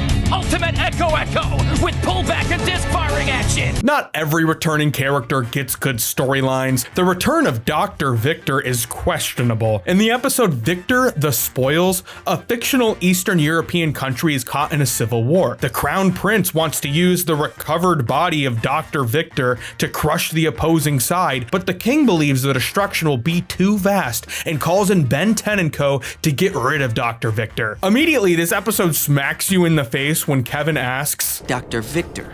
Huh, think he's still mad at me from last time? Oh yeah. I had no idea Kevin and Dr. Victor ever met. Kevin is referencing a throwaway line from the Ultimate Kevin arc. After Alan Albright's powers have been absorbed, he tells Ben that Kevin apparently sucked up some guy named Dr. Victor as well. And some guy named Dr. Victor. It's an odd choice, but obviously it was hinting at Dr. Victor's return. I have no idea how Kevin even knew about Dr. Victor. So rewatching that episode, Ben knocks Dr. Victor into a rocket ship, and then next time we see him, he has a cannon on his back. He shoots the cannon at Ben. It opens up a portal. Then Dr. Victor goes through the portal. So I guess he was going into the null void. And that's how Kevin knows him. When I dumped him in the null void, he was still alive. But saying I dumped him there implies he wasn't there before. So what the where did he go in the portal? How did this king find Dr. Victor's body? It's never explained how the king found him. But somehow, Dr. Victor ended up in this Eastern European country, completely brain dead, void of his personality. Ben has learned not to get involved in civil wars from the episode Simple, so when the king betrays them, putting his brain in the body of Dr. Victor, all Ben can do is subdue him. And he also destroys his son's mind control devices, which is why an army is following him to fight the civil war. That's a whole other part of the story. Afterwards, the gang just walks away. It's not a particularly interesting episode, and unlike other episodes that create morally gray scenarios in a thoughtful way, this one does not feel thoughtful. The episode The Eggman Cometh is another goofy episode. Only the finest and freshest eggs. Gwen's mom is making cookies, and one of the eggs hatches into a pterodactyl. Turns out Dr. Animo has opened a farm where he's engineering pterodactyl eggs and sending them all over town. The police say he's on parole. There's nothing they can do about it. But Ben and the gang know he's up to something nefarious. Check his browser history, Gwen. Dr. Animo's in my top 3 characters in Ben 10 whose browser history I would not check. The other 2 are Kai Green and, I don't know, Azimuth. What happens to me now?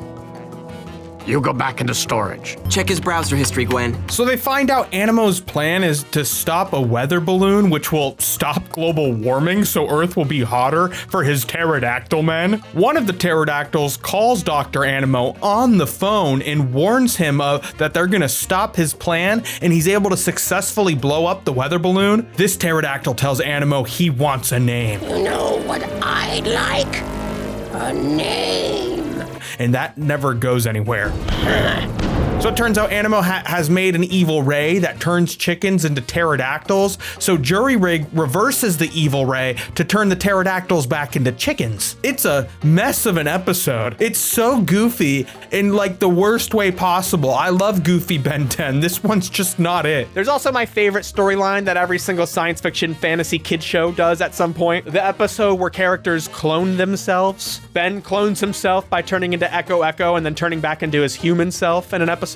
Gravity Falls does this. American Dragon Jake Long did this. Steven Universe did this. I'll fight find him and take him down all by myself with my bare hands. Look out! It's not that good stories couldn't be told in the Ben 10 world. After all, even Alien Force had some stinkers, some golden stinkers. Solid gold poop. I also think Ben's writing is more tolerable in Ultimate Alien. His ego came back in a huge wave towards the end of Alien Force as he got galactic fame, but he deals with his fame on Earth very differently. Ben's character could be very frustrating to watch in later episodes of Alien Force. I'm really mad at you. But you won't stay mad at me. I'm adorable. However, Alien Force approached its basic episodes more creatively. The episode of The Gauntlet features Ben's bullies, JT and Cash, coming across an alien weapon made by the Techodons. The bullies are no longer physically intimidating, but this alien weapon allows them to act out on their dark power fantasies. It's science fiction told through teen drama. It's creative, it's grounded. But in Ultimate Alien, the Techodons themselves appear, using their technology to adapt to fighting Ben, and then in another episode they simply try to steal the Omnitrix. This is just the move. Okay. Having an episode whose story is a bad guy comes after the Omnitrix worked a lot better when Ben was a vulnerable kid, but by now it feels really overdone. Yet one of the episodes featuring the Techodons causes Ben's Omnitrix to malfunction, and Kevin and Gwen end up turning into his aliens. Gwen, you're okay. Well, let me tell you something, unstoppable Techodon battle robot! So that's a creative spin on a stock Ben 10 storyline. Now activate Ben's light and sound ultimate Ultimatrix and twist the dial! However, there are a lot of standouts. This is a world we know now, and it's a world I particularly like. Having no travel restrictions inside of the galaxy with a brand new spaceship, the Rust Bucket 2, named after Grandpa's RV, we're bouncing around all the corners of Ben's world. And all of Ben's interstellar rogues gallery knows where he lives now. Ben still doesn't have the Omnitrix or Ultimatrix master controls unlocked, but he ends up getting all of the aliens he's received in the entire canon unlocked. There's a freeform nature to it all, just utilizing the whole sandbox like an open world to come up with episode plot lines. I love the return of Albedo. He's still stuck in Ben's body without his own Omnitrix, but now he can take advantage of Ben's fame. He pretends to be Ben and puts on a live show with alien actors to fake the transformations. I realized that the most fitting, if ironic, choice would be to make money off of you. The ruse, the theatrics, the Gwen-ettes. It's such a funny nod to real live shows based on kids' cartoons for very young children. Even Ben 10 had one. It's just a funny scheme put on by such a clever character. Stuck in Ben's teenage body, he iconically begins to crave the same kind of food Ben craves. Bring me chili fries! Also, there's this new character, Jimmy, who is the one who doxed Ben. The reason why he doxed him is because he was a big fan of him. Ben, Kevin, and Gwen all see him as a fan, and in one episode, he comes across an alien conspiracy, and Kevin, Ben, and Gwen all get wrapped up into it, and it's his responsibility to solve it when nobody trusts him. Just charming little plot lines all around. In one episode, we're introduced to Eunice as this weird cyborg girl, an early prototype for the Omnitrix as revealed by Azimuth. Ben kindly convinces Azimuth to keep her alive as an assistant, and Azimuth begins to more willfully agree with Ben's more kind inclinations, despite still not loving Ben's more arrogant side. There's an episode all about the life of Gwen. She keeps a very busy schedule. She helps her mom write wedding invitations, promises her school friends to show up to a musical recital that night, friends we never see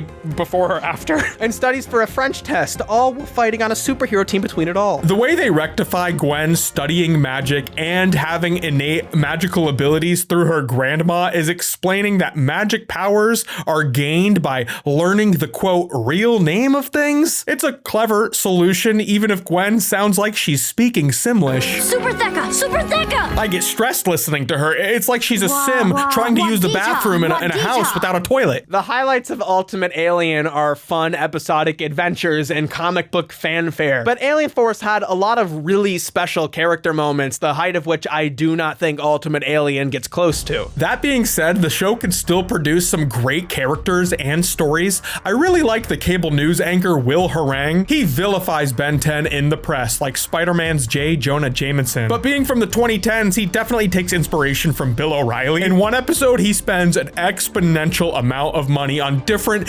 expensive robots to take down Ben 10. It's a hilarious bit. Spent $14 million of my own money to make sure that the menace of Ben 10 is stopped. I've spent $36 million of my own money to put a stop to it. I'm calling you out, Ben 10. Ben 10 tries to frame me for the damage at the Washington Mall, but I'm not angry about that. Or the $170 million of my own money that I spent? And it reminds me of the culture war around characters like Bart Simpson, who was hated by conservative media. Then we have the jealous, washed-up Iron Man-inspired hero Captain Nemesis. He uses his money to publicly orchestrate criminal activity so he can stop it for good PR, but Ben, unaware of his plot, always beats him to the punch, so he ends up wasting his money to make Ben 10 look good. Ben even starts dating a movie star. It makes Nemesis angry, so he rigs a charity event where he and Ben are gonna fight each other. But of course, Ben is able to reveal Nemesis for the crook he is. Captain Nemesis and Ben's movie star ex-girlfriend Jessica Nocturne return in the episode To Catch a Falling Star, which is notable because of how strangely dark it is. Turns out Jessica Nocturne has been visiting Nemesis, real name Nesmith, in prison ever since he's been arrested. She helps him escape and the two go on the run, with Nesmith killing any witnesses who might give him away on his escape trail. Ben and Gwen suspect Nocturne may be aiding him due to a case of Stockholm Syndrome, but the two cousins are split on how responsible she really is. They go back to her childhood home to meet her unloving mother, which explains why Nocturne may be so quick to reciprocate Nesmith's harsh affection. He wants to start a new life, but he knows as long as Ben 10 is out there, he can't rest easy. But there's something I have to do first.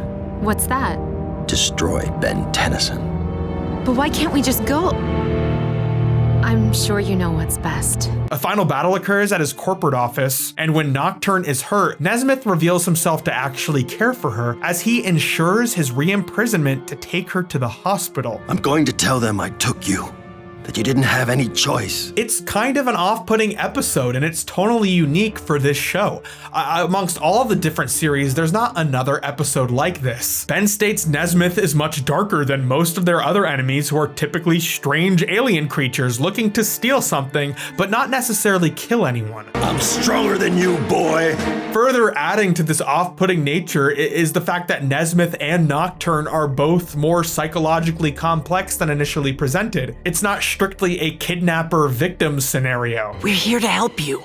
Go away! You'll ruin everything! Don't you see I love him? The episode ends as this kind of unsettling, unsatisfying resolution. The blame between them is blurred, and their redeeming qualities makes their violent actions seem more human. It's kind of wild that this episode wasn't absolutely butchered by standards and practices. They couldn't do Kevin is like the Hulk, but they could do this episode. It's so strange. The episode Prisoner 775 is Missing is another one that takes a dark turn. According to writer Peter David, McDuffie was inspired by the Obama administration's failure to close Guantanamo Bay. McDuffie was outraged so many people could be held indefinitely without trial and encouraged David to research the prison to write this episode. From his research, he learned the facility at its height held 775 prisoners, which is where the number came from. Area 51 becomes a stand-in, explained to be a prison to hold alien combatants without trial, which Max explains to the military is in violation of intergalactic law. When one escapes, thanks to Old George, we'll get the Old George, Ben and the gang find out that these aliens labeled as terrorists aren't a threat to the United States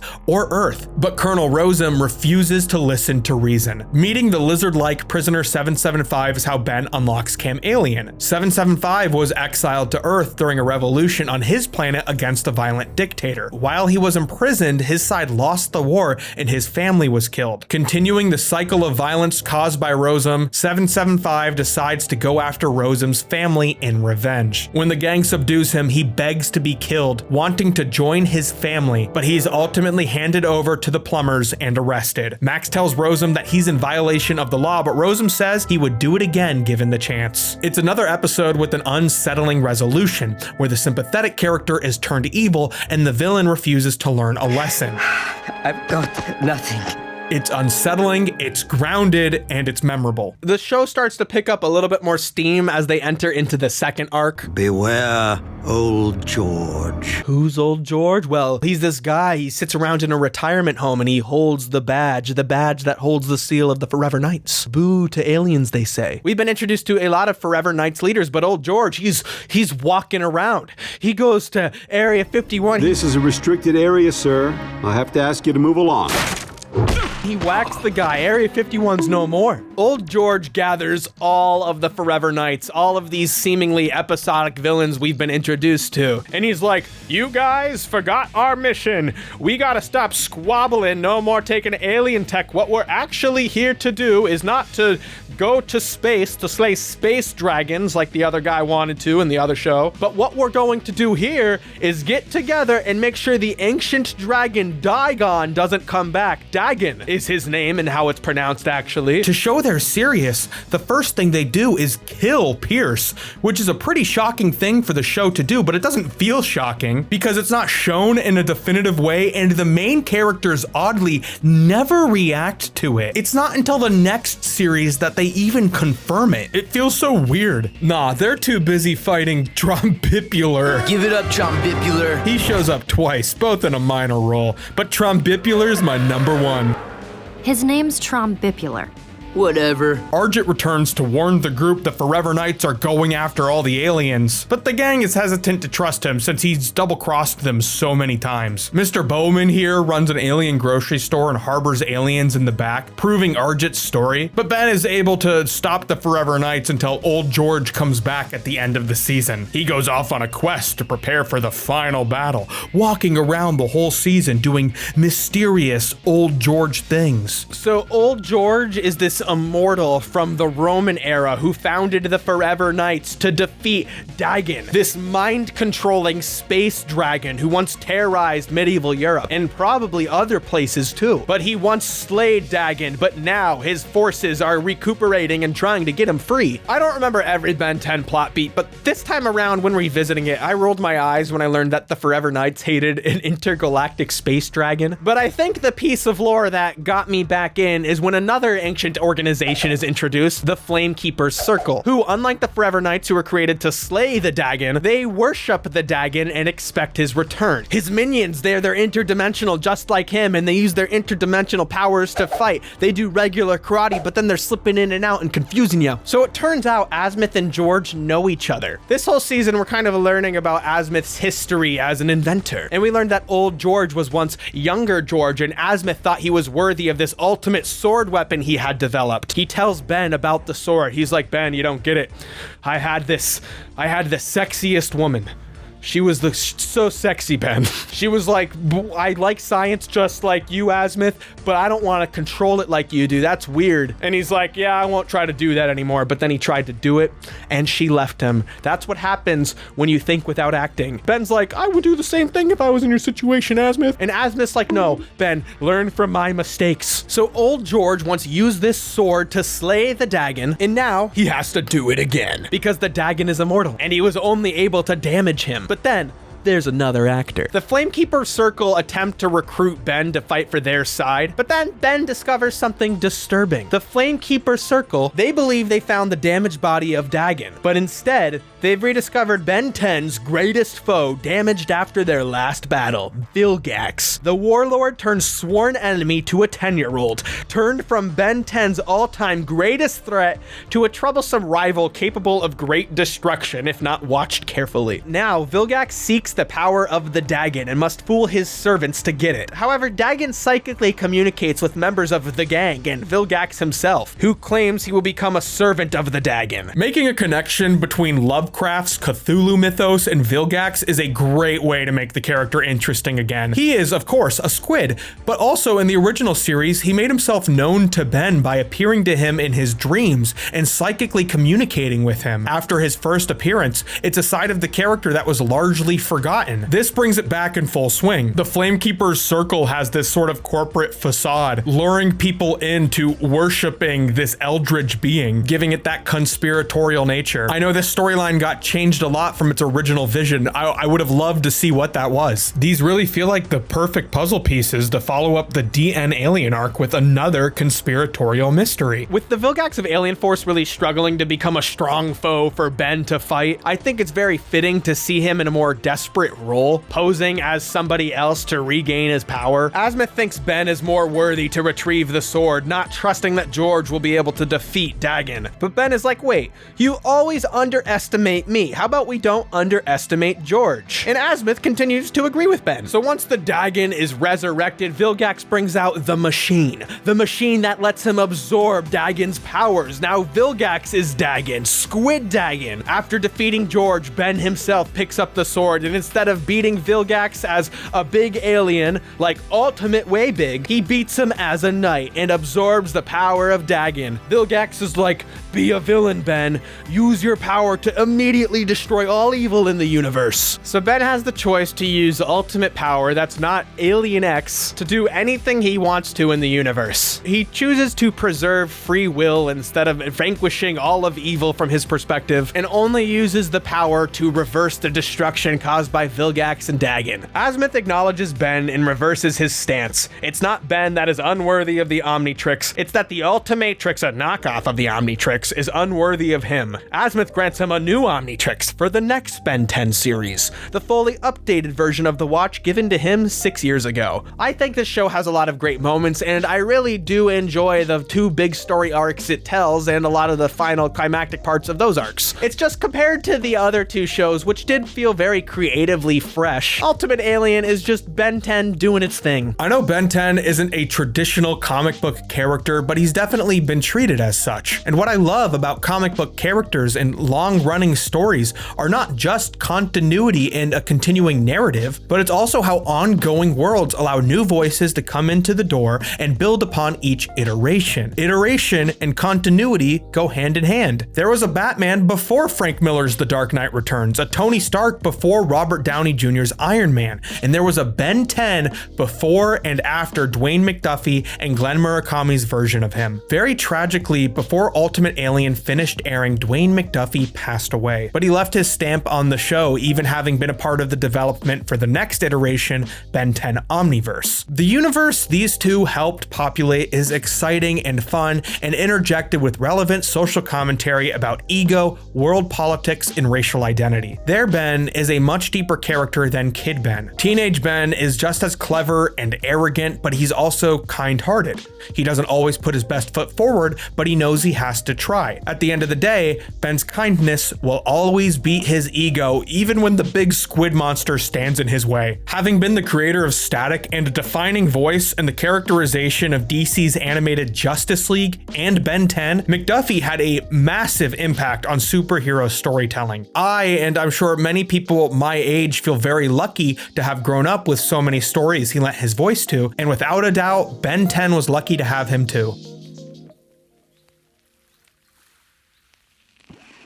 In 2011, Ben 10 crossed over with another show produced by Man of Action, Generator Rex. Generator Rex is based on their Image comic M-Rex, first published in 1999. I have never seen Generator Rex until watching an episode just to get context for the crossover, but this is what Man of Action was working on during the run of Ben 10 Alien Force and Ultimate Alien, as McDuffie and Murakami took over production responsibilities for Ben 10. Generator Rex takes place in the near future after an incident causes nanites, malleable microchips, to infect every being, threatening every person on the planet to become a monster like Evo. Rex is a weapon developed by Providence, a peacekeeping organization which takes down the nanite-infected monsters. Rex has the power to manipulate the nanites to create machinery attached to his body, and he can turn Evos back into human beings, leaving him as Providence's primary hope for restoring peace. The show has an energetic feeling, with Rex being played by Daryl Sabara after Spy Kids, but before he fulfilled the prophecy of becoming Meghan Trainor's future husband. The world of the show feels inspired by anime, cyberpunk, and the same kind of fun 60s era sensibilities which crept its way into Ben 10. Rex has a chimpanzee sidekick named Bobo Haha, a la Lancelot Link, and his partners have sleek James Bond style nicknames like Holiday and Six. Having not seen much of the show, Rex's quips and attitude already feels a lot like Ben's, so seeing them cross over is almost like Ben meeting another version of himself. You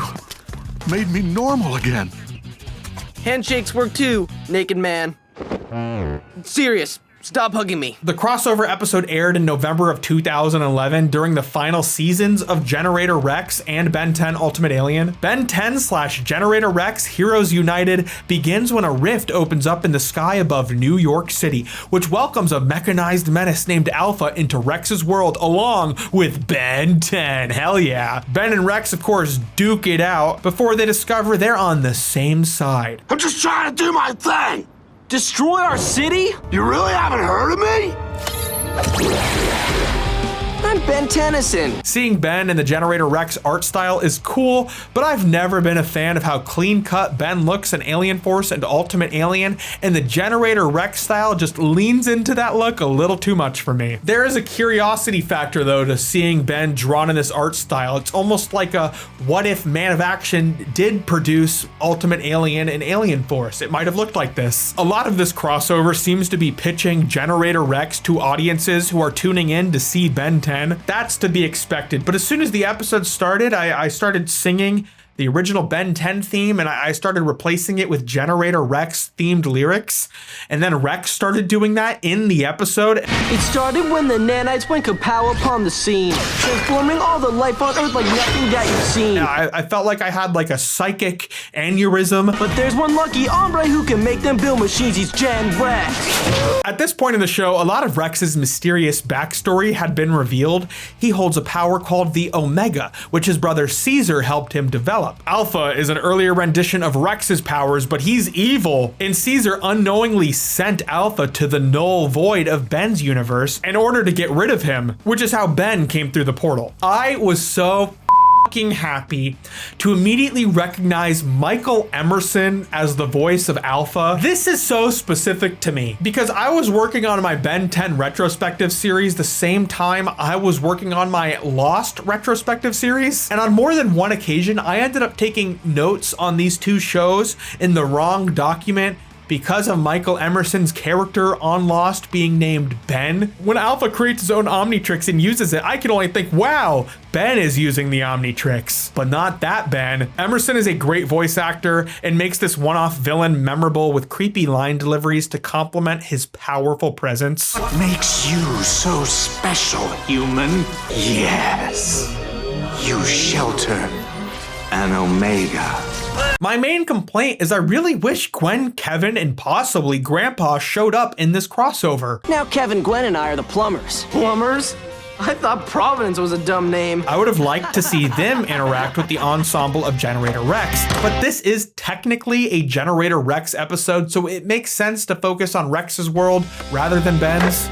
Nice assist. Ben and Rex figure out in order to beat Alpha, not only do they have to team up, but they have to use their powers together. Ben turns into Upgrade and upgrades all of Rex's creations, giving them an edge over Alpha, defeating him before Ben goes home. It's a cool way to see these two characters collaborate, and I was like, oh, yeah, that's fun. That's clever. Ben even unlocks a new alien in this special, Shock Squatch. He's kind of plain looking, but he later gets a major redesign. As an introduction to Generator Rex, I have to admit, this show does intrigue me. I like the world enough, and I was really impressed by the show's visual style. Without a doubt, the action scenes in Generator Rex outclass Ben 10's by a mile. It was a fun ride, and if I watched Generator Rex growing up, I definitely would have liked it. I like Bobo Haha. I'm serious. Premiering on March 11th, 2012, Ben 10 Destroy All Aliens is the fourth Ben 10 film to air on Cartoon Network, including Secrets of the Omnitrix. It's a fully 3D film which runs just over an hour and acts as a throwback to the original show. Directed by Victor Cook, who directed several straight-to-video movies, and animated by Singapore-based animation company Tiny Island Productions, I read that for some reason they created a full stereoscopic 3D version of this movie. Like, whoa, 3D. But I cannot find out where, if anywhere, it was actually exhibited. The movie takes place during the school year after the road trip of the original series and sees much of the original Ben 10 cast reprising their roles. During the opening action scene, Gwen hits Ben's Omnitrix with a spell, causing it to malfunction. The opening of this movie is insane. An urban assault vehicle is rampaging through Bellwood. It's a tank that can drive as fast as a sports car. Gwen tells us it's fully automated, and we're never told who's in control control of it? Unless I just missed that, automation is just a feature of the vehicle. So is missiles and spider legs. It's running over people, firing lasers, and the police are totally powerless to stop it. Ben and Gwen fight over who's gonna take it down, which is where the problem occurs. Magic hits the Omnitrix. Ben has nightmares that the aliens in his watch are attacking him, and at school, the Omnitrix eats his homework, and then it later absorbs his computer while he's doing his homework. He's given detention, and then his parents ground him for getting into trouble at school, but he decides to sneak out when Tetrax comes knocking to take Ben to Azimuth. On his hoverboard, Ben makes an 18-wheeler crash, and then quickly after, they're attacked by a Toku star, the same alien as Waybig. When his Omnitrix absorbs that too, he lets Tetrax give him the credit for defeating it. Then they're attacked by a Mechamorph, the same alien as Ben's upgrade. The Mechamorph insists Ben did something to Azimuth, and the two battle it out while teleporting around the world. So it's up to Gwen, Grandpa, and Tetrax to figure out just what the heck is going on here. The fight sequence between Ben and the Mechamorph feels like it takes up most of the runtime of the film. There's some humor, and I like how these famous sites associated with ancient aliens end up being the ground of their fight. The Mechamorph calls Stonehenge a practical joke by the Galvins. You recognize a Galvan practical joke when you see one. But he explains the Galvins had nothing to do with the pyramids. That must have been the Tetramans, the forearms. This is clearly Tetraman workmanship. Tetrax altered the Omnitrix to make it so Ben can't turn human. So that means neither Ben nor we get any time to cool down. The Mechamorph is convinced that all of Ben's transformations are like a 5-part alien hit squad that are sent after him, which is also funny. I do think the animation looks largely good for the time. It does have that kind of Jimmy Neutron uncanny quality, especially with the mouth movements. It's kind of jello-y, though the action scenes are fun even if they go on for way too long. I like how a lot of Ben's aliens translate into 3D, particularly Upgrade, who has this reflective texture. Ben, Gwen, and Tetrax soon discover the 18-wheeler Ben made crash was actually Azimuth's ship in disguise. And after the Omnitrix malfunctions and turns Ben's parents into aliens, they discover the Toku star, which seemed to attack Azimuth's ship, is actually Azimuth. Ben, Gwen, Tetrax, and the Mechamorph are sucked into the Omnitrix, where we learned the Mechamorph is actually Azimuth's father. Azimuth's dad is an upgrade? Guess he takes after his mom. He's actually a Galvan in a Mechamorph suit. Azimuth came home after meeting Ben, who taught Azimuth the importance of family. And now Azimuth's dad doesn't want to let go. I knew I'd lost him for good.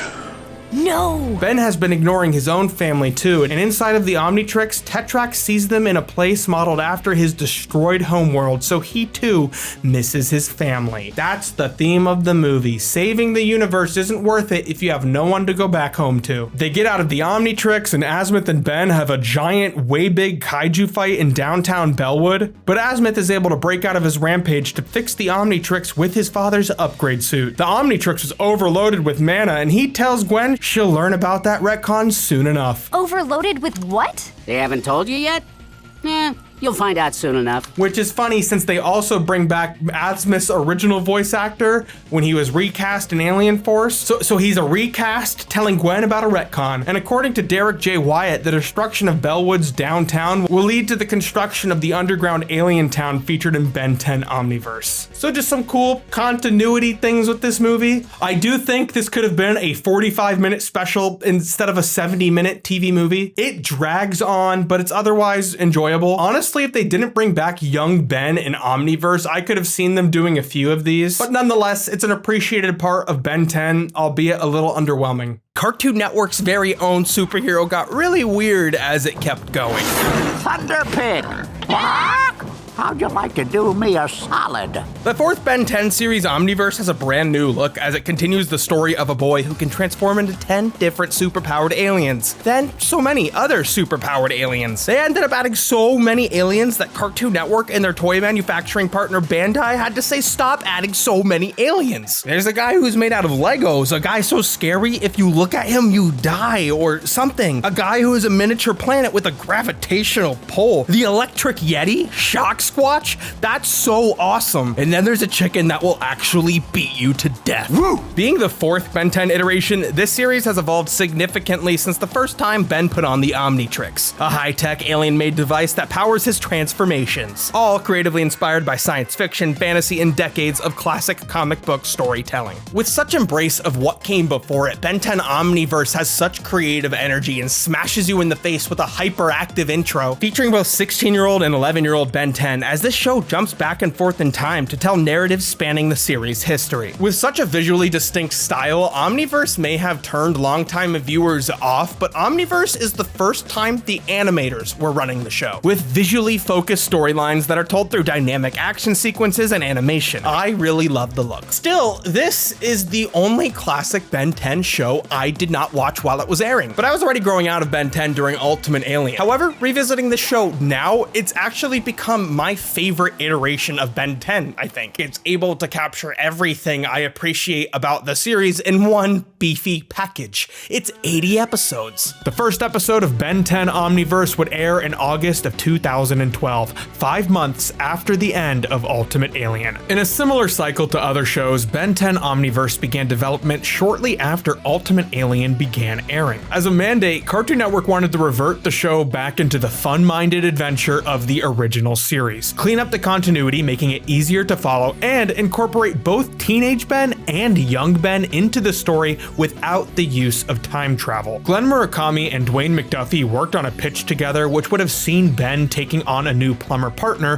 who would secretly be a double agent for the show's villain. But after Dwayne McDuffie's passing, Glenn Murakami left Ben 10 to work on Beware the Batman, and showrunning responsibilities were given to Matt Youngberg, Matt Wayne, and Charlotte McDuffie, who all worked on Ben 10 previously. Eventually, character designer Derek J. Wyatt would leave Scooby-Doo Mystery Incorporated to act as a lead character designer for Omniverse and act as a fourth showrunner. 4 showrunners seems like a lot until you realize Ben 10 Omniverse ran for 80 episodes, 8 seasons, in the same 2-year span as the other shows. The alien feedback plays an important role in this time-spanning narrative, and OG Ben 10 alumni Dave Johnson would return to design the character to make it visually consistent with the original 10 aliens. Not only did he succeed, but looking at feedback with his green and black coloration, there's something about him that looks like the definitive transformation for Ben 10. This could have been the show's mascot way back in 2006. Being an avid toy collector,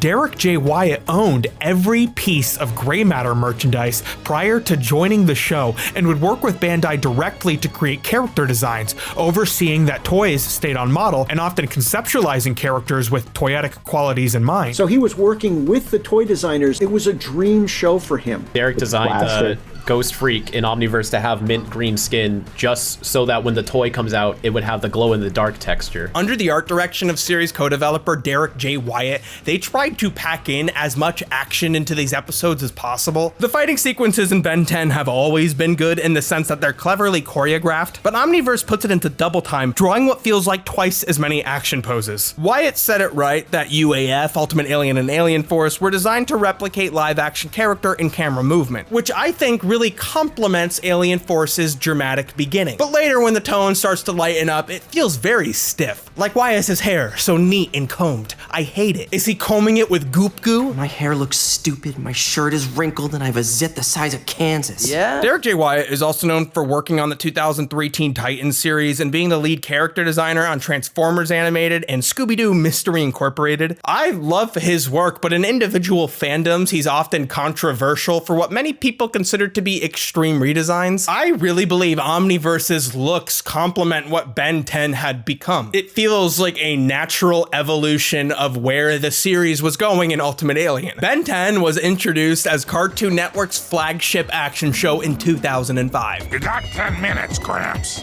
Yeah. Ben 10, Alien Force, and Ultimate Alien were popular when Cartoon Network was going through their real-life era, where they weren't even airing cartoons no more. Now, see your favorite characters come to life. As more colorful shows like Adventure Time became a part of the network's identity, Ben 10 was left feeling very dry. Omniverse visually gives Ben 10 the Cartoon Network flavor it deserves. It's hero time!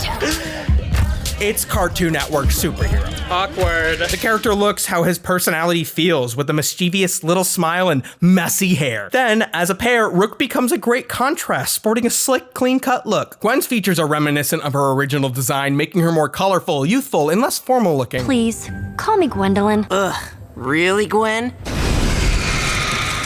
Dylan? And Kevin gets a less handsome, more grunge look, which adds to his gritty and dark personality. And Grandpa's white pants and action-packed settings communicates his confidence. I just don't wear white pants. Unlike previous Ben 10 shows, the production was described as animator-focused, with Derek J. Wyatt and others on the animation side being present during story meetings and having a louder creative voice as a natural part of the process. The aliens are all updated as well. Wyatt's dynamic shape language makes all of the aliens old and new feel unique and exotic from each other. The Omnitrix watch transforms around each species, making it a cool accessory to each alien rather than this weird implant. Forearms now has like a circus strongman look. Heat Blast feels hotter with a black molten core, and Big Chill has become Huge Chill. Jury Rig used to be this naked little demon, but now his mechanical abilities are highlighted by his fresh fit. He feels like a pilot mechanic. Fellas, if Jury Rig can look hot, so can you. Ladies too. And if you's non-binies, that's cool with Ben 10. Just look at the wiki. Omniverse deepens the world through exploring characters of the same species Ben can transform into. As noted in this Q&A with Wyatt, previous Ben 10 shows would often introduce characters that look like copies of Ben's transformations. Omniverse makes a point to make every alien feel like its own character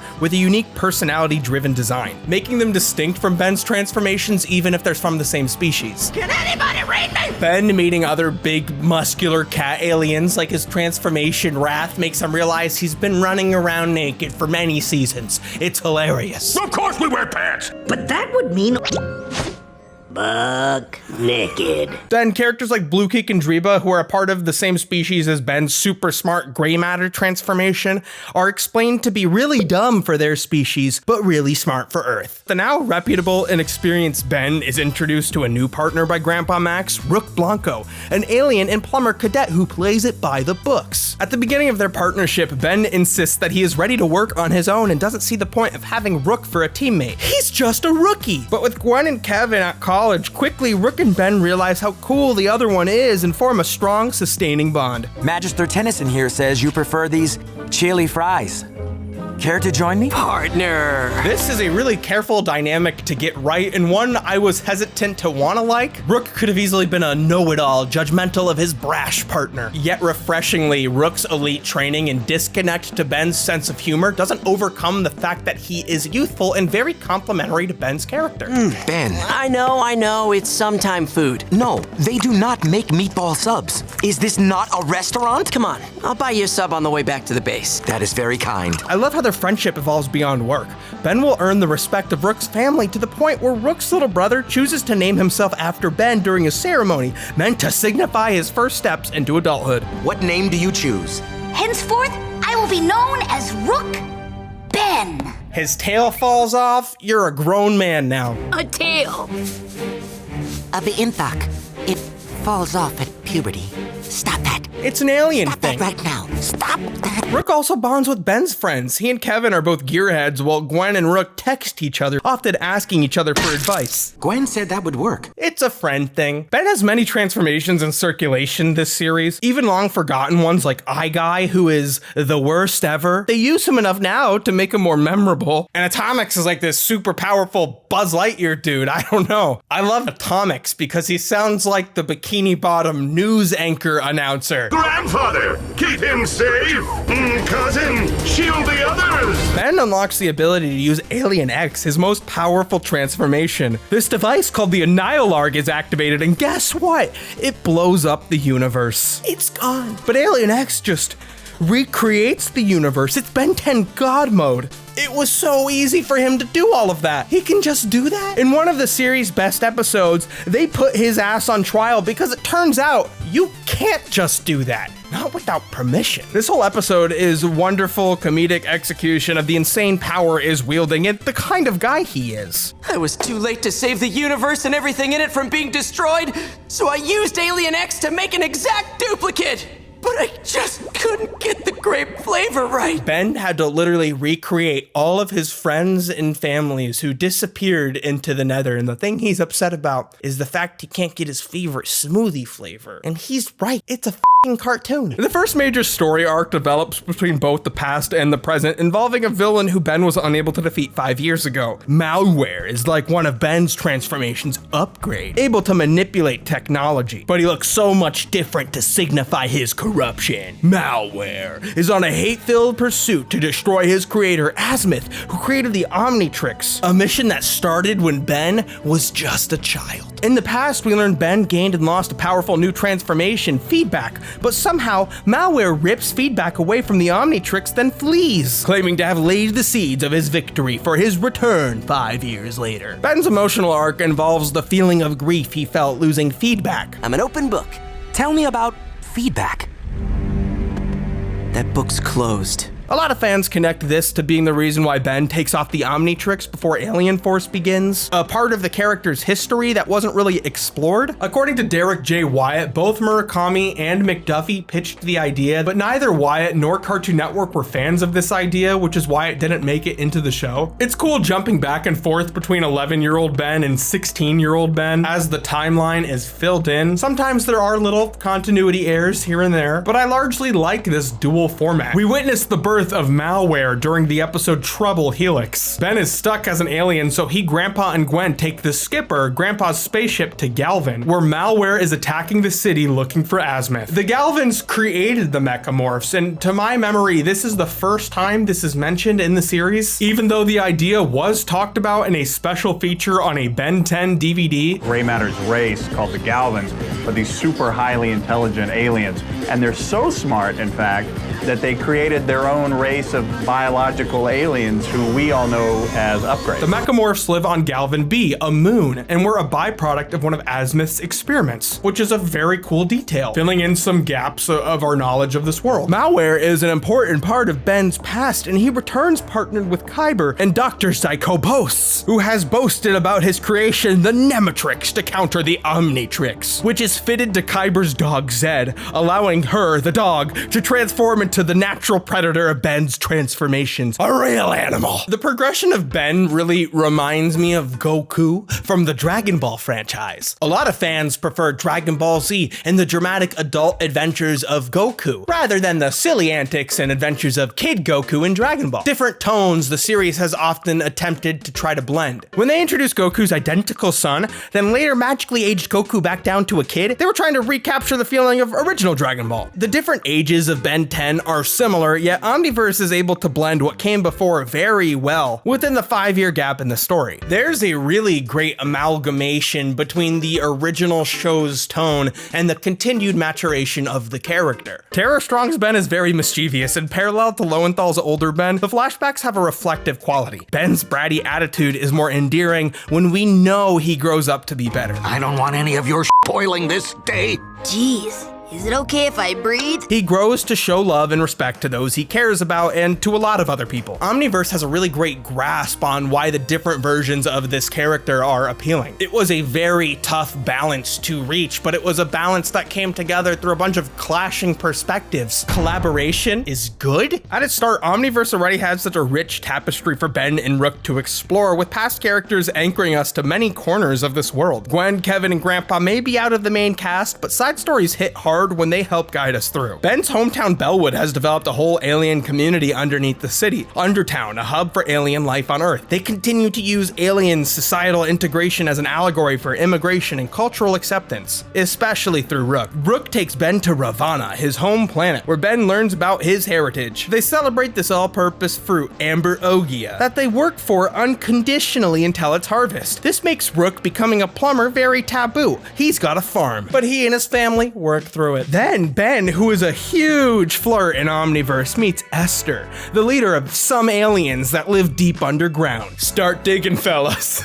Atea, the Empress of the Incursions, is into him as well. Luma is the princess of the forearms species, and she really likes Ben. If you look like this, call me. I will count your arms. There better be 4. And boy, oh boy, does Ben 10 love the attention. 10 out of 10, Ben 10 again. Kai Green hasn't been seen since the first series, and amongst all of Ben's love interests, she is the only one who prefers one of his transformations, Ben Wolf. It's just her deal. She's an otherkin, and she's Ben's future wife. She really loves that wolf, but she hates that she and Ben get married in the future. They find out, and they hate it.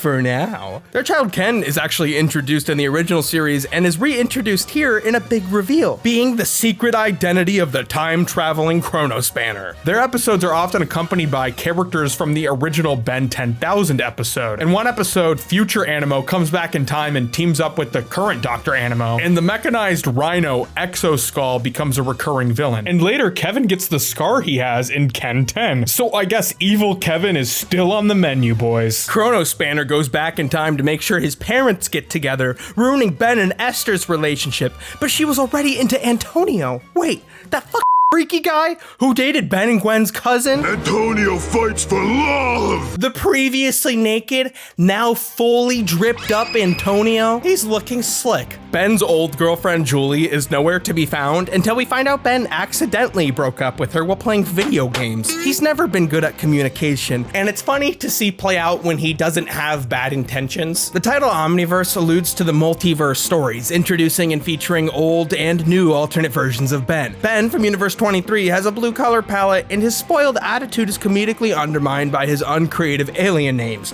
like Big Bug or Eye Guy. Yeah, I gotta admit, the name's pretty lame. Damn, Eye Guy sucks in every single dimension. Ben 10,000 from the future returns. Ben starts to become as powerful as he is, but then Ben 10,000 buys a second Omnitrix. So he gets to fuse his aliens, something that was once played with in the original series. Not the best combo. Like Atomic X, Big Chuck, Uprig, or Humong Goopsaur. There's also a crossover episode with the show called The Secret Saturdays about a family of cryptozoologists, and apparently this confirmed that these two shows definitively take place in the same universe. And Ben, he likes the guy's mom. She goes on a game show to try to compete for Ben, this woman needs to chill. The wide timeline and time travel creates a cool opportunity for storytelling, even in one-off episodes like Ben Again. Ben Again has a fun temporal spin on the old body swap story trope, having young and teenage Ben's mind swap through time. Ben has to leave present-day Gwen clues in the past so his younger self can revert back to their own minds before Eon, evil Ben from another timeline where Ben turns evil, takes full control of their timeline. It's a time travel thing. My time is almost over. Epic. B for Ben 10. In a non-time travel story, Ben's adversarial relationship with Mr. Bowman, a shop owner in Bellwood, is told over a decade in the episode The Ballad of Mr. Bowman. It's like Dennis the Menace and Mr. Wilson. Mr. Bowman! If Dennis the Menace had a bomb strapped to his wrist called the Omnitrix. After years of Ben f***ing up Bowman's car and shops, he needs Ben's help to save his secret alien fish girlfriend, who crash landed on Earth many moons ago. Grandpa Max totally gets it, but Ben, he's got some catching up to do. Huh? A fish girl? There are 8 seasons of this show, all of which technically have their own little subtitle. Most of the show is episodic, but oftentimes themes and characters will tie episodes together. The beginning sees Ben and Rook get their rhythm together. The Nematrix works as the perfect literal device to get the rookie Rook and Ben to make their partnership work. Ben can't beat the Nematrix's specific advantages over the Omnitrix. He does, in fact, need a partner. Ben having to face against this old villain malware makes him face his past mistakes, forgiving himself for losing feedback, and probably for being a big ass too, which allows him to regain his transformation feedback, an alien with no natural predator. That's terrifying. He defeats malware. Then, season 3 pits Ben and Rook against the Crazy Frog meets Battletoads' Empire of the Incursions. They're ugly frogs from space and want to take over Earth, but their empress, Atea, is real cute, and she and Ben keep crossing paths, as I've already mentioned. Season 5 is the only season to have a unique intro. It's spooky themed and features the season title Galactic Monsters right on the intro card. The Galactic Monsters arc is definitely a highlight for me. It starts off with some really strong one-off episodes. Zombozo the Clown returns with a plot to turn the people of Bellwood into zombie clowns. Let me tell you something, ladies and gentlemen, and children of all ages. I love the recurring joke that Ben is afraid of clowns and Zombozo is afraid of many of Ben's aliens. All of Ben's monstrous transformations return this season. Ben actually once again gets to transform into Ghost Freak, but now the transformation has all these chains around it. You want Ghost Freak? You got it. So it can't escape, so that's kind of messed up. One episode is a pretty direct homage to Scooby-Doo, taking place at Gwen's school. Gwen's nerdy classmate turns out to be Darkstar in a mask, who has taken on a cult of apprentices, eager to be used by him for energy. Margie's so lucky. Once again, Michael Morningstar reverts into being ugly. This has happened to him before, but now it's presented as a recurring gag. You are quite ugly. Showing how much this world is conducive to comedy, even if it works just as well dramatically. There's 3 episodes later in the season that take place in the Anur system, where all of Ben's monstrous transformations live. Episodes heavily feature those ghouls like Ghost Freak, or as we learn his true name, Zascare. That's so lame. More like Zalame. On Anur Trancel, Dr. Victor returns, having been freed from the king that took over his body. In a montage, we see Ghost Freak killed that guy, and somehow Dr. Victor's brain is back to normal. Ghost Freak plans to resurrect the extinct race of vampire aliens known as the Vladat. Like the rest of Omniverse, these episodes are just goofy. Ben, Rook, and a plumber named Hobble are brought to Anur Trancel by pilot Rad Dudesman, the coolest guy ever. He's a little duck alien, but he's a badass for sure. I love this guy. Come on. You're not a man, you're a duck. Then be a duck. There's a recurring joke where all the monstrous aliens are terrified of Ben and a funny subversion of expectations. Charmcaster returns with a crazy new personality. She talks to her magical bag, later revealed to hold magical totems containing Michael Morningstar and Adwacia. Him? That's Ben Tennyson. Yes, I'm sure. Ghost Freak has taken the Alpha Rune and she wants it back, but betrays the gang once she gets it. Ben unlocks a new alien vampire, which he uses to fight against the evil Lord Trancel, who once subjugated all of Dr. Victor's people. Dr. Victor betrays Ghost Freak and Lord Trancel, so this is a much better return for him than that weird Ultimate Alien episode. Best not to think about it. This arc also features Ben's last new alien in the classic timeline, Vampire. After this, Bandai and Cartoon Network said, we need to market the aliens we have rather than introducing an infinite number of aliens. Stand by for the Alien Collection figures from the Ben 10 Omniverse series. Ben 10, extremely cool vehicle, the slime drool of wild. He can pick voices that sound so real. Crush the evil build guy and shred on the skateboard ramp. Ben 10 Deluxe Omnitrix. Add the powder, water, alien. Time to rock and roll. With his new Alien Force Ultimate Omnitrix, create your own aliens with the Alien Creation Chamber. And with his awesome transforming action cruiser. With the awesome humongous hand. With the help of the Echo voice changer. And create a brain for Brainstorm. Ben 10 Alien Swarm Cycle. 10 Plumbers Communicator. Call up Grandpa Max. Hello, Ben. Now grab the amazing Ben 10 Laser Lance. Pop the lineup gun stuff.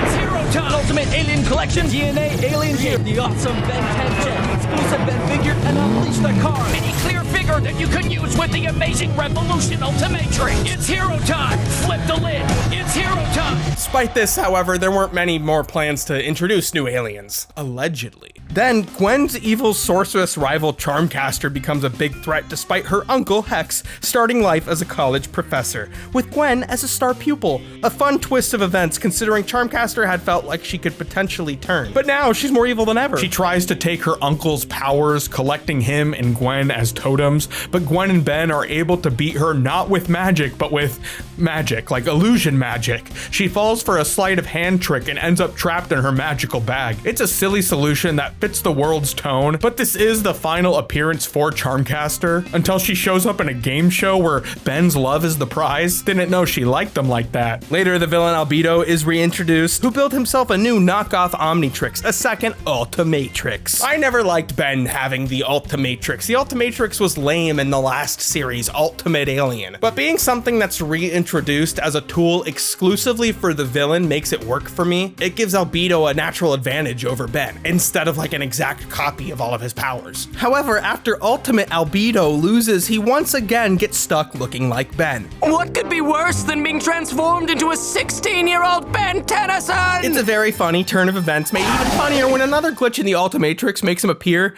as 10-year-old Ben, a wonderful joke made better by the villainous presence of the most powerful ass fiction, 10-year-old Ben 10. Creatives on the show, including Derek J. Wyatt, had a love for the original Ben 10 series, and retained creative respect for later elements while having the creative interest to tell new stories. With revisiting so many classic characters while inviting in new creative voices, it eventually becomes necessary to do things differently or explain away things the audience was already familiar with. This is important because canon can become a burden to writers who might be weighed down and unable to tell the best story they're the most excited about. Canon and continuity are important. I just spent an entire video about how they reference and celebrate old things throughout the entire series. But at the end of the day, if an IP is going to continue indefinitely, contradictions are going to happen. And there's a difference between contradictions that are just blatant disregards and ones that are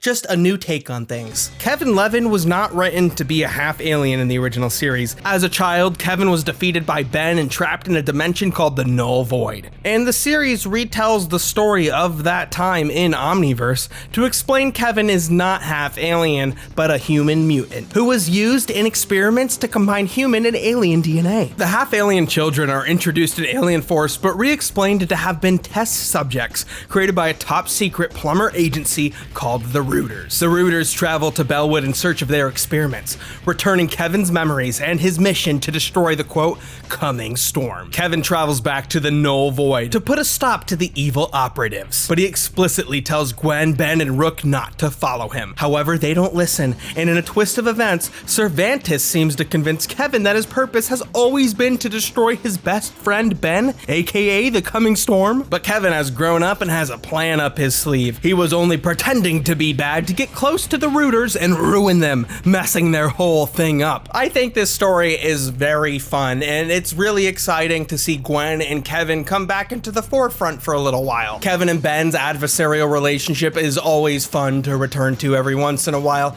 and it is kind of fun and fresh to see that Kevin was just trying to get the old switcheroo on the villain. Retconning becomes a necessary tool in continued storytelling. Alien Force and Ultimate Alien retcon a lot from the original series. So Kevin's hero plumber father is revealed to be a false memory, but it's kind of hard for me to care because the idea that Kevin's father was Grandpa Max's partner is also kind of a retcon. After all, why wouldn't Grandpa Max recognize Kevin, an Osmosian, as the son of his Osmosian partner with the same last name? I do like the idea of a Black Ops section of the plumbers, even though the plumbers are already a secretive organization, so it's a little redundant. The retcon that bothers me more is the other plumber kids are revealed to also be experiments, considering the breeding of humans and aliens are important to the themes of Alien Force, and also considering that still leaves Gwen and Ben as part Anodite. Multiverses in franchise storytelling doesn't just exist for the amazing marketing potential that is crossovers. It also exists to illustrate to the audience that these are all different creative interpretations of these characters, their iterations. I remember I read a bunch of like Greek mythology in high school, and somebody asked my teacher how Hercules can be Jason and the Argonauts if like the events of Hercules don't line up with the myth of Jason and the Argonauts. And my teacher just looked at him and said, "Don't worry about that. Long-running stories with deep continuity can be good, but new things can also be good. You can just acknowledge their fiction and allow whichever story to resonate with you more. It's fitting that the most visually distinct Ben 10 show is Omniverse, because people really hated this series art when it came out. I was searching for a clip from the show and I quickly found it on YouTube, but the uploader decided to put text on the uploaded video saying he believed the art style was cancer, but the show was pretty good. I was like, geez, man, I just wanted to watch the clip. You didn't have to like throw that in there. Ben 10 Into the Omniverse, Ben 10 Omniverse, is a celebration of different iterations of superhero characters, and this show continues introducing and bringing back different versions of the Ben 10 mythology. Ben 10 Omniverse doesn't really end the series, but it's a view of the multiverse or the Omniverse, and the series timeline ends up creating a really great feeling that, in my opinion, makes the Ben 10 classic series feel full circle. Throughout the series, we've met so many different iterations of this character, and after some time travel stories, we learn that Ben 10,000 is indeed who Ben will grow up to be. We know where his story goes. His mythology has been established for a while now. Plenty of stories in Omniverse feature these alternate Bens, like when Ben 10,000, Gwen 10, Ben 23, and our Ben have to team up to protect a version of Ben who had never received the Omnitrix. Vilgax, Eon, and all these other evil versions of Ben come out of the Nether to finally defeat Ben 10. In every single universe. Each Ben has its own stylized Omnitrixes with personalized designs that accompany their themes. I really like seeing Gwen's aliens and all the evil alien transformations. Like Emo Ben didn't have to happen, but it's very silly that it did. Vilgax betrays the evil Bens and destroys everyone who has an Omnitrix, leaving this Ben by himself with a new Omnitrix. He learns to be a superhero and bring everyone back, including the original Ben. In the final season of Ben 10 Omniverse, Ben once again gets a silly little gimmick. This is the Slimebio, you know, like the symbiote, the thing that creates Venom and Spider-Man. The Slimebio gives Ben like this really cool power-up in exchange for a very obnoxious personality. Stop your nonsense! I drink your smoothie! I drink it up! The Slimebio named Scourge allows Ben to equip powers from any of his transformations to one he's currently equipped with. Initially, Scourge was just a take on a concept Bandai wanted. Derek J. Wyatt explained it as something that would affect the Omnitrix in a way that will allow one alien to use the ability of another. They never made Slimebio Ben 10 toys, funny enough. Scourge toys. Haha! Scourge's the name! But I do get the appeal of giving Ben like a familiar piece of equipment, I guess.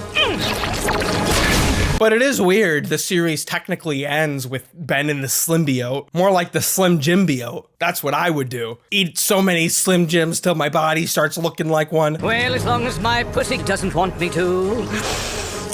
The final story arc of the show flips around the first story arc of the show when another villain comes into teenage Ben's life and claims to lay his seeds of victory he plans to take years later. The Time War wraps up Omniverse's final arc, which lets us peer into Ben and everyone else's future. We see all of our main cast alongside Ben 10,000 attending Grandpa Max's retirement party, all while Maltruant and his goons enact an evil plan laid out years earlier against a teenage Ben when they laid the seeds of victory. Just like Malware did when Ben was a child all those moons ago. Maltruant is an evil version of Ben's transformation Clockwork, a slow-moving f***ing clock. Teenage Ben defeats Maltruant during a time-traveling adventure that squeezes George Washington into the mix. Evil Clockwork has an Annihilarg. It's gonna destroy the universe again, but feedback just blasts it back at him. He says, "I will destroy the universe," and Ben 10 says, "No, you." Maltruant is locked in a time loop, doomed to experience his defeat over and over again. After returning to his time and knowing what his future has in store, Ben calls his friends, Rook, Gwen, and Kevin to accompany him on a road trip, a promise to the audience that Ben 10 will continue to go on adventures. If the show didn't get canceled, this wouldn't have been how it ended,